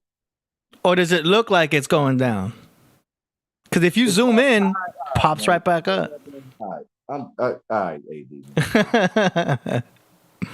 We ain't gonna be on here all night. It's a fun topic, man. It's a good conversation. We'll come back one day. Look, we'll slide back through with the pseudo killers, man. We're gonna come through. That's what we're gonna do. Hey, this was a great episode. Learned a lot of things. Shout out to everybody who submitted to the super chat. Shout out to brother Garfield. And Rasul came on. This is great. This is all good stuff. It's good conversations, man. And it's good to like hear about what's really up with Egypt too. Do you know what I mean? Because I learned a few things. Oh yeah, you know. And to add on to what Brother Ankh was saying, and Garfield, when you go to the temple of Seti the verse, right, and you go up and you look on the ceiling and you see the glyphs up there that look like the helicopter and the spaceship from Star Wars, right? It's a geological term that they use, or term. We're not a term. Sorry, that sometimes the pharaohs. I lost my thought. Sometimes the pharaohs would write over other kings. So that's what you see. What do you say? Put plaster over it, and it starts to bleed through. Pieces of it bleed through. There you go. Right. That's right. Brother Ankh is exactly right. That's exactly right. And sometimes they would put their name over the king's name. So it actually says, I don't have a translation here with me, but it actually says something. It actually has a transliteration of the text of what it's saying under the plaster. So when you see people saying that, oh no, it's a spaceship, it's a helicopter, they don't know what the hell they talking about. Yeah, because you don't find it nowhere else. No. That's one, but you should find it everywhere. Right. If you've seen really find it exactly, right if you've seen that, if that glyph was there, you would see helicopters drawn all over Egypt. Where's the glyphs at? Why is it just in that temple? So, yeah, you know, that's unfortunately that's wrong. So when you got guys like you know, I don't want to say people names putting out this information. I call names. I'm not, look, You know, I'm not lying or making up stuff. Unfortunately, they're wrong. Yeah, they wrong. But yeah, I appreciate you having me on the show, man. Make sure y'all like and subscribe to Pseudo Killers, man. And I'm also on Sarnetta University, man. And like and subscribe to the Real Black Atheists on Fire channel. Yeah. That's where I'm kicking it, man. You know, we practice scientific literacy. And yeah, we don't play the God games, man. Pseudo Killers. Okay, I see you. That's on YouTube. That's your YouTube name, right? Yes, Pseudo Killers. Yeah. Got you. Okay, we're gonna put that link in the description. Is it KILLAS? Killers. Yeah, no. Pseudo Killers. Okay. Got you. Oh, I see it. Yeah, yes, yep. Boom. Got it. Okay, I'm putting that in the description so y'all at home could follow Ankh West on there. And then send me any other links you want me to put up there. Just want to make sure it's all hooked up here for the people at home. Okay, Pseudo Killers. And what was the other? Was there a website too, or another YouTube?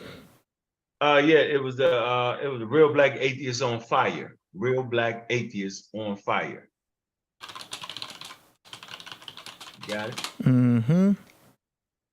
Let's see. Boom. Got it. All right, we're putting that link in the description also. And last one, Sarnetta University. Okay. Sarnetta University. They're gonna like that. Yeah, shout out to Ngozi. I said, what up, man? I'm gonna get your number off Priest. All right, holla at me. You had my number. I got the same number, yo. You tripping? No, I don't got that phone no more. Is the same number? Same number. Let me check my phone. If not, I'll get it from Priest. All right. Nice. Great show, y'all. We're gonna go into the song promotion segment. You're welcome to oops. Can you dig it? Hold on a second. Can you dig it? Where the hell is this? Oops. Okay. Yeah. We're gonna go into the song promotion segment. You guys are welcome to stay aboard for that or watch from home. So whatever y'all want to do, what y'all want to do. I'm here. Nice. Okay, let's do it. We're going into the song promotion segment. Let me do a screen share. I'm gonna be out of here, y'all. I gotta go do something real fast. All right, for sure. So peace out, everybody. I try to come up there on Monday. Oh yeah, you should. All right. All right, cool. Peace out. Peace, Unc. All right, man. Peace. Appreciate you, bro. Yep. Peace. Let me there we go. Boom. Boom. All right. Now you can see what's going on. Close this out. All right. Time for song promotions.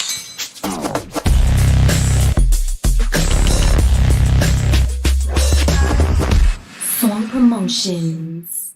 Yeah. All right. Our first one of the day is from Mosquito. Shout out to Mosquito from the God Sector. Name of the song is Frequencies. Produced by Year of the Mosquito. It's SoundCloud. Let's go. Here we go.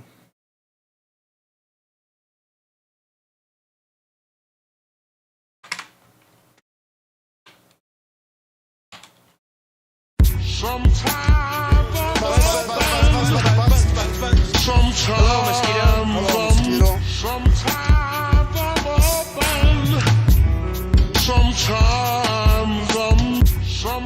Sometimes I'm open, sometimes I'm down.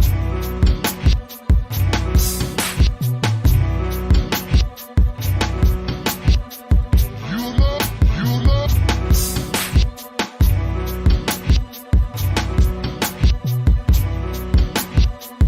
You know, sometimes I'm down.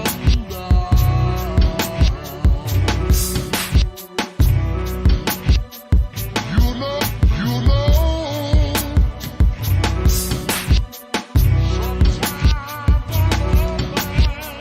know,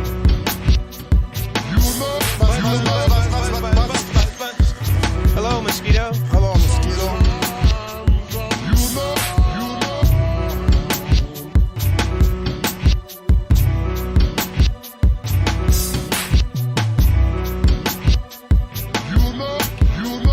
Sometimes I'm open, sometimes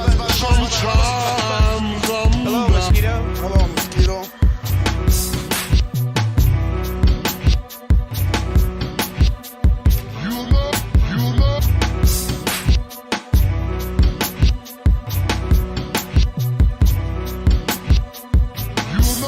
You know, sometimes I'm down. You know.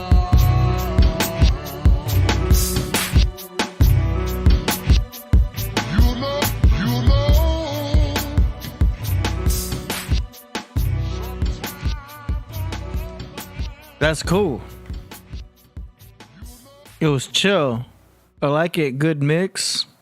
Sounds nice. That's ready for an artist to jump on that. I think that's dope. Yo, that was really cool. Shout out to Mosquito for that. Frequencies. Make sure you follow Mosquito on SoundCloud. Mosquito submits a lot. What you think, Ankh? Yeah, I thought that was cool. I'm waiting for the next one. Yeah. It's fair for square. Mm-hmm. All right, let's see what we got. He's How a- many you got? He's a good beat maker. Only got a few today. Only a couple more All so right, far. let's So we'll what we see. Let's go on to the next one. Shout out to Mosquito for that one. This next one is by DJ Aurora Borealis from the holy city of New York. It's called Benedict the 16.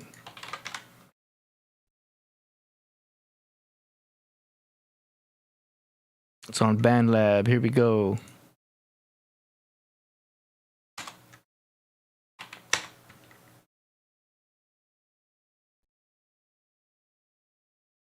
And action.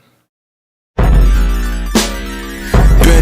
the 16, the Pope Benedict the 16, Benedict the 16, the Pope Benedict the 16, Benedict the 16, the Pope Benedict the 16, Benedict the 16. The Pope Benedict the 16, yo, it's Professor Xavier, the X-Men, not X-Men. We grapple assessment, get deleted off the matrix, less than a second. I'm record, microphone record, telepathic, you pathetic, try to brown the disciple energy, omega, awful level, mutant communicate with the animal of the field. Source, simmer, emperor, zoom from the throne, yield the man is still. Time stand still, God will, Ezekiel will, the warlord, angel of death, Dr. X, real Neil, Cola Kaepernick, palm together, say your prayer to the Father, never surrender to the machine. X-Men versus machine, I spit acid, melt plastic, pay attention in the Killah Priest, Podcraft kid, class kid, blast off in the rock of the map of space, and my soccer X-Men, X-Corporation. All right. Aurora Borealis. I think that's the same track you submitted a while ago. It sounds like you kind of remixed it. That's the one I think you were going to send to me to do a mix for. Like I said, I can mix that for you. It just needs some rearrangement. It needs some effects. It needs some compression. It needs some work. You know what I'm saying? So like, you sent me part of it, but the other part of it you sent was just the loop by itself. So like, send me the stems all the way through, and I'll hook you up with a mix on that.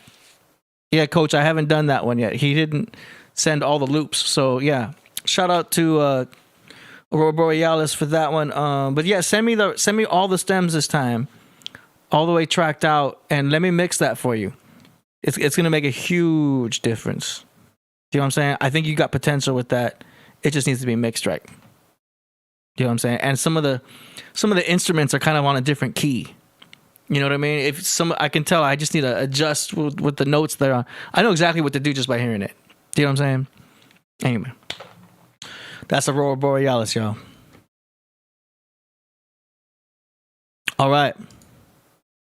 We got another one popping in here. Let's go. This next one here is by Cap Jones. Yo, Cap Jones got some fire tracks. Let's go. This one is called Sean Kemp. He says, shout out to the whole craft. And 80 for flying the ship. Yeah. Here we go. Sean Kemp.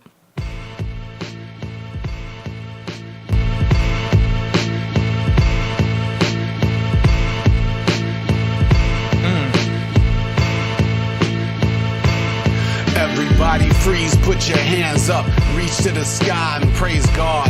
The essence of life is in your heart. The trials and tribulations all a part of the mountain that we gotta climb to rid earth of these soulless motherfuckers only out to control the populace. Cap is Superman floating on Metropolis like Sean Kim catching an alley from GP. In my lane, you best to run when y'all see me. Cap totes TRUE. R-A-P to the L-Y-R-I-C-S, yes, the best, check my pedigree, and fuck you and your fake L-I-F-E, I brandish carbines if shit gets mean, hungry as fuck, believe my dinner plate stay clean, up and at 'em, tracking bombs that'll bring the devil to a knee, praying for mercy from the one true G-O-D, pussy rappers out for clout, need to retreat, or catch a beat down, worse than Tyson did Mike Spinks, my pen, I'll run this motherfucker straight out of ink, don't blink, or end up bloodied up in front of a sink, leave you wondering what the fuck happened, I'm on the brink of collapse, I lapsed, and got back on the drink, you bitches are done for, I'm sick of clowning, laughing in the background, raw as fuck, I'm bringing back the smackdown, this ain't a game, son, I'm playing for keeps, on a mission, I'ma keep the whole shit real brief, think the money can save you, well we'll see, when you're at the bottom of a lake, trying to breathe, this shit is hotter than the Gobi, y'all don't even know me, but I'm guaranteed to stand strong like a bow tree, my flow be on and off beat, hard to pin down, an extension of the dimension that I live in now, I go against the grain, maintain order, more of a spiritual cleansing than a slaughter, I swear to the Lord, if I get my hands up on these fluorescent bastards, they all die tragic, stomped flat, face down in the casket, spit and toss his mixtape in right after I autograph it, half man, half dead, all savage, Cap is underground, ain't a damn thing about me lavish, y'all in designer shit that I wouldn't wipe my ass with, I'm ready for war, y'all in a beauty pageant, straight bitch made, cloned ass rappers, singing the same song, just a bunch of actors, get the fuck out.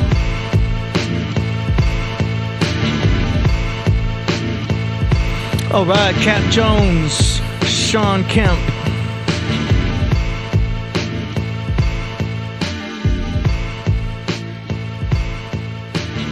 That was cool. Ankh, what you think about that? I'm gonna give it about a 7. Okay. What you say? What you think it was? Not bad.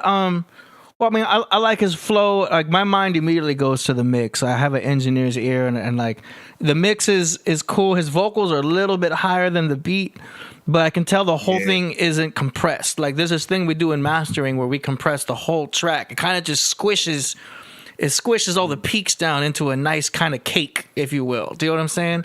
And I could tell, I could tell this one's probably not mastered with a full-on compression. That's the only thing I can hear how I would put it into my mastering setup, but it just needs a little bit of that. I'd also pump in a little bit of the low end up, a little from my headphones. Needs a little bit more bass. Do you know what I mean? So that's just the sonic stuff that I would change. Other than that, it's a cool beat. I like his cadence. I like his rhymes. Everything else is dope. But like I said, overall compression leaves a little bit more, a little low end, a little higher up on the low end. Interesting. Yeah. But learn something new every day. Man, you telling me, man, it's great. That's why I love this podcast, man, because I learned so much from the guests. I learned from the chat room. And then I just love doing the music stuff, man. So this is a great experience all the way around. But yo, shout out to go ahead. I said I always have a great experience over there. Get to talk to a different audience, man. I appreciate that. Absolutely. Absolutely. Yeah, and the viewership is growing, so that's great. Every single time it gets better and better around here, so that's awesome. So shout out again to Cap Jones for that submission. Let me double check to see if there's any more before we go into the grand finale. Yep, I think we're about to do it with the grand finale. Let's see. Yep, refresh, boom. Okay, here we go. So our grand finale is, of course, Ka Zodiac. Doing it right now. Y'all get ready. This one's called Mannequins. I think it's pronounced Doopy Remix. Let's see. Okay, hold up. Let me get into YouTube mode. Boom.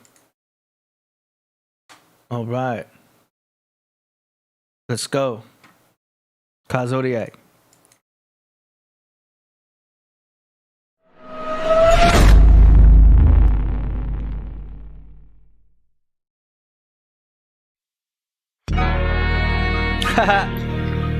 Y'all gon' hold back all the real spitters and act like you the nicest.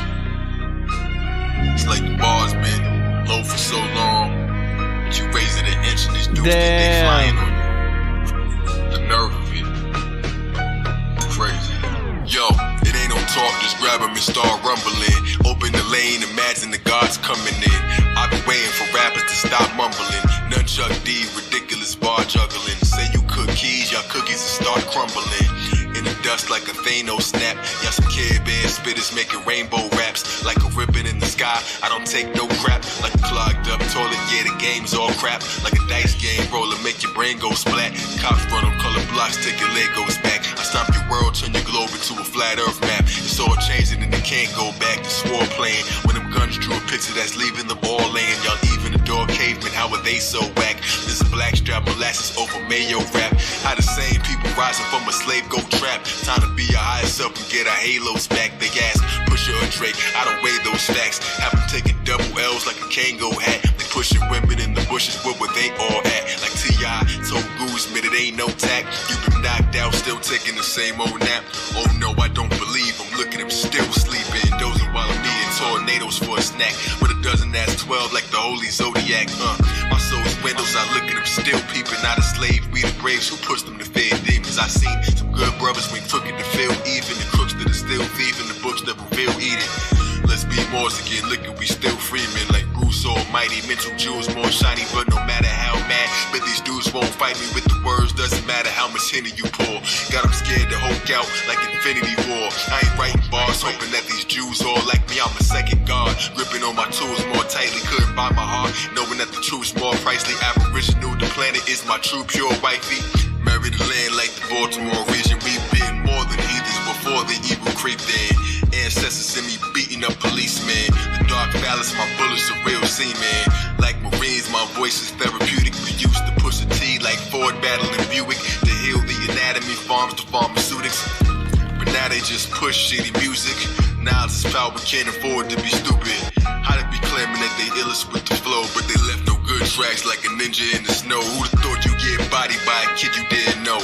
I spell great, my magic is quite epic. Plus, I can put on my pants with slight effort. Skinny genealogy like I'm tight with the ancestors. Anesthesia priest, my mic is a grand scepter.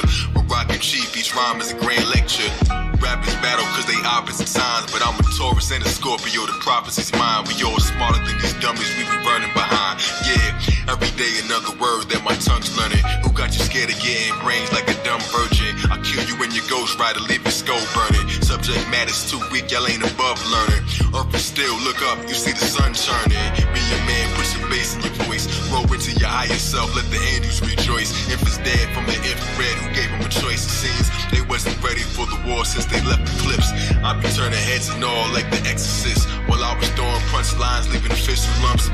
Y'all was writing dumb rhymes and rocking little pumps. My words got them going mad like the Twitter of Trump. I be fading rappers daily like the barbershop. I got weight between these lines like a parking lot. Graduating where a mortarboard upon your dome to cover it and show the world you learn to think inside the box. Congratulations, they saying it's boom bap again. Zodiac like you chasing the moon traveling. They so whack they be saying I'm too masculine. I'd rather be a man again than a mannequin. Just cause you melanated doesn't mean you African. I save them from the Matrix as a hobby. Taking back the land like volcanoes in Hawaii. So next time that you open to speak, make sure there's knowledge in your mouth. I won't go to sheep, it's time now to shine loud. The ascension I live. Pick sides, I chose the middle, that's the pendulum shift. Hit a legend, they be saying that my pen is a myth. Zilla. L Zodiac. Dudes be too late to black out. Eventually you gonna look up and realize you ain't as tall as you thought.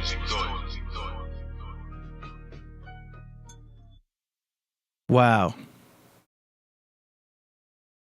He said, I'd rather be a man again than a mannequin. Fire. He say rather be a mannequin than a mannequin. Mannequin than a mannequin. Yo, that's dope, man. He does all his own videos too. He does everything. That was fire. Chat room's going crazy. Yeah, the video was actually interesting. Man. Yeah, that's why we put him as the grand finale, because we know he always gonna kill it. So shout out to Ka Zodiac for that track. I got no recommendations. He already knows. Like, the mix was dope. Everything was fire. And I like how he's Thanos in there. He put his face on there like Thanos. That's crazy, man. I don't even know how he does that. That's cool. Shout out to Ka Zodiac. Always a good experience. Always a good track. If y'all don't already, make sure you follow Ka Zodiac on YouTube. His channel's growing very fast. Click on videos and you will see all of his masterpieces that are growing and growing faster and faster. So y'all check that out. Definitely blowing up. Definitely blowing up. All right. So that does it for the song promotions. I'm going to double check to make sure that was the last one. Yep. Okay. So if you guys want to submit your tracks for the next song promotion segment, go to killerpriest.tv/song promo. The link is in the description. So y'all can check that out there. We're going to go into the super chats, see what we may have missed. Let's go. Shout out to Brooklyn Baby. I see you. See if I can post this up here. Nope. Shout out to Cap Jones for the super chats. Hanzo1 says, Yo, AD, can you pull up Voltage Controller's podcast artist collaboration? I'm a big fan of original music. Peace and love. Absolutely. We're going to do that right now. Okay, so Hanzo1 is requesting that one track, Voltage Controller podcast artist collaboration. This is a track that was done by chosen artists of the Podcraft, of the song promo segment, and this also includes Priest and I spitting a verse on here. So if y'all don't remember, check it out.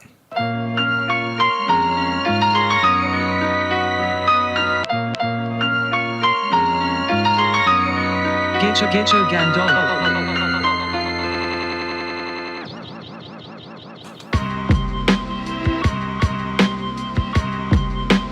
Voltage control.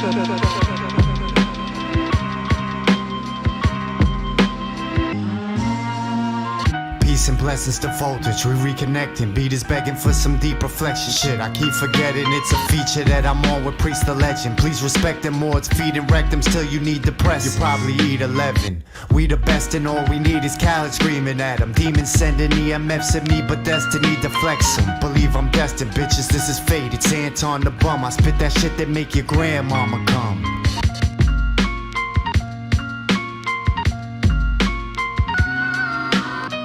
I grab my gun and I point it at your skull. Pull the trigger, watch your brain spray on the wall.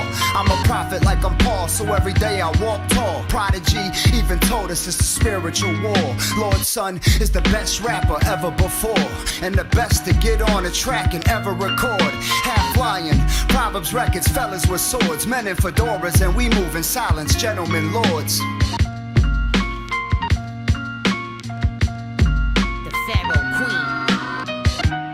Hammer, I'll hit ya, I've had some better matches. Fuck you fascists, leave you in ashes while making classics. I'm the baddest, the madness got to me, grab the hatchet. Sliced his head off, watched him fall, then I trashed it. Send a message, I bring the wreckage, it's so impressive. You adolescent, you only reap what you sow, a lesson. Leave him gasping for air, barely grasping a prayer. I'm a cold assassin, razor slashing, leave nothing to spare.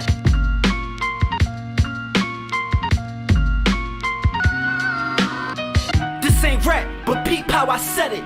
It's like a cop smoking bombing fluid. Poetic, God landed. I play my cards like Gambit. Shots fired, he screamed like Michael Janet. My hood exotic, I swear to God you just a practice. Battling men like trying to bear hug a fucking cactus. We learn gymnastics on that street mattress. Marble travels, I never sold my soul for a flip, but I did doubles, red son. Tamari is not the Americas. Yo, this is for the crazy fella who thinks the ancient pharaohs wore some battles. While they taught Plato, they know what's Metal. He wants us to believe the Kemetic Netero came from Valley Halo, Rio de Janeiro. Oh no, amigo. The name America, 1507, 80, 25th of April. Kemet dates BC 2400. So no, the Netero Hero is not from San Diego. No bueno, Mero, pero basura fiego. I go by the name of Old Am I, the coldest flow alive, leaving them polarized. How old am I? Well, my soul is about as old as the solar sky. Immortalized like words from Obadiah. All the older guys in Cobra Kai, cause I take notes as if Yoda was on the mic. Now I'm on the track with Killah Priest, cause my flow got reached like the ocean tide. Tiger style like the life of Pi. Got me striking them over the base faster than Nolan Ryan, cause it's a shame the game ain't fortified like a quarter to 9. Doulos. Enjoy. Yeah. I've been flying ever since I touched this plane. How I land here in the first place. First place been my first pace. Need the same as my birthplace. I'm talking capital. They spell your name in lowercase. That's why the public laugh at you. You never get the joke that's factual. Actual offense that got me convinced. Outside this damn pandemic shit, I've been going there. Watch for the jab or get jabbed. Only God can save us. You can put your fate inside a piece of paper. Mine Alpha and Omega.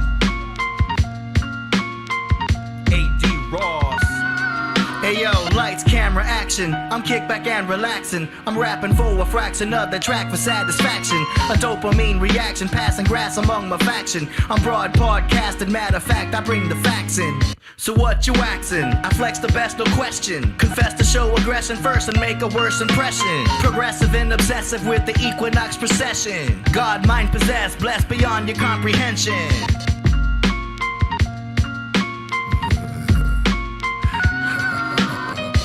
Cup of tea while the gods laugh. Red wine and cigar ash. Killah Priest podcast. Built on dark mass. Above the stars and vast. Black moon, chat room. I shed rocket tears in the conscious spheres. It's not the witch, but the men with the wizard craft. The craftsmen, hello, Lucifer assassin. The topics are options. AD said the earth was flattened like magic. Hey. That was fun. So shout out to Voltage Controller. Shout out to everybody who participated in that track. That was fun, man. I want to do that again. I wish I could have respit that verse a little bit tighter, but I mean, it was what it was. You know what I'm saying? But yo, that was cool. Yeah. Yo, everybody in the chat room's going crazy. I see y'all. We're gonna do more of those in the future. You know what I'm saying? That wasn't the most recent one for sure, but they get better and better. You know what I'm saying? All right. So that's that. Ankh, you still there? Yeah, I'm still here, bro. Hey, peace. So, anything else you want to tell the world before we close it down? Man, just, so there's a lot of confusion going on. There's a lot of misinformation, a lot of religion, a lot of things. So my best advice is, if you want to know about the natural world, then get scientifically literate. Science, the word science is knowledge, but what is it knowledge of? It's simply knowledge of the natural world. What's the natural world? Human beings reside in the natural world. God resides in the supernatural world. So if you want to know about God and going to heaven and all that, then you study religion. You want to know about the natural world, where we get our money from, where we learn how to clothe, feed, and shelter ourselves, where we are successful or not successful, then get scientifically literate, man. So separate the nonsense, right, from the real high level information. Simple. Nice. Absolutely. All right. Shout out to everybody. We're going to close the show out. We'll see you guys next time. Next show is going to be on Monday. Follow Ankh West in the description box. You'll see all his 3 links right in there. So yeah, great show, man. See you. Man, appreciate that, man.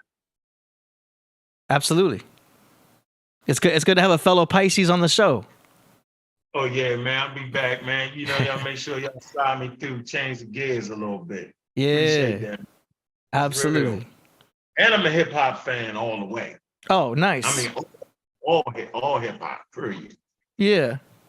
We got a super chat last minute. I knew Danny would pop in. He says, "Can you play Killah Priest Fame at the end of the show?" Okay. I was gonna play If You Don't Know by True Master, but we could do that one. Let's do it said Fame. Let me see.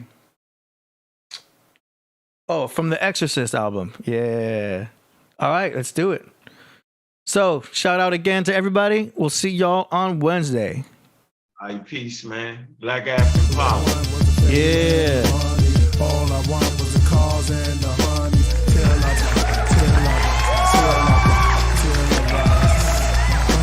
All I wanted was the fame and the money. All I wanted was the cars and the honey. Till I die, till I die, till I die, till I die. Don't stop till you get $1 million. Nope, don't stop till you get $1 zillion. Then what? Enemies at your door, hide your money under the floor. Don't trust your whore. Screening your calls. Niggas used to be cool, but ain't cool no more. Now you go on the wall. Just made a deal as a businessman. Lawyers jerking you, you can't trust your fam. Got cancer from all those cigars. Never picture yourself on the IV because of liquor. Dreaming of your funeral. Some niggas wanna shoot at you. Now you're being fed through a tube. The suspects unusual. Kings die, thrones rust. Skeleton bones turn to dust. This money you trust, hard luck. Now you're stuck, your family fucked. That's what happens when guns bust. Rush. All I want was the fame and the money. All I want was the cars and the honey. Till I die, till I rise, till I die, till I rise. All I wanted was the fame and the money. All I wanted was the cars and the honey. Till I die, till I rise, till I die, till I rise. Gang recognize gang. G's recognize G's. Shootouts in the rain cause of MONE. Why my nephew had to die. Eye for an eye, tooth for a tooth. My fan for your fam. Niggas just shoot. Why we talking? Their lives are coughing. If he go, they put his riches in the auction. Damn, love, teardrops and pain. Hug, fear stops the rain. A bullet's in the kiss. A bunch of Brooklyn kids cried that day when the hearse rolled through with big. Listen to the vision Martin had. Shots in the flag. David rocks in his bag. We love money. Bust slugs for money. Would you sell your mom for money? Soon, all in tune. That's what would be required from this country. Doom.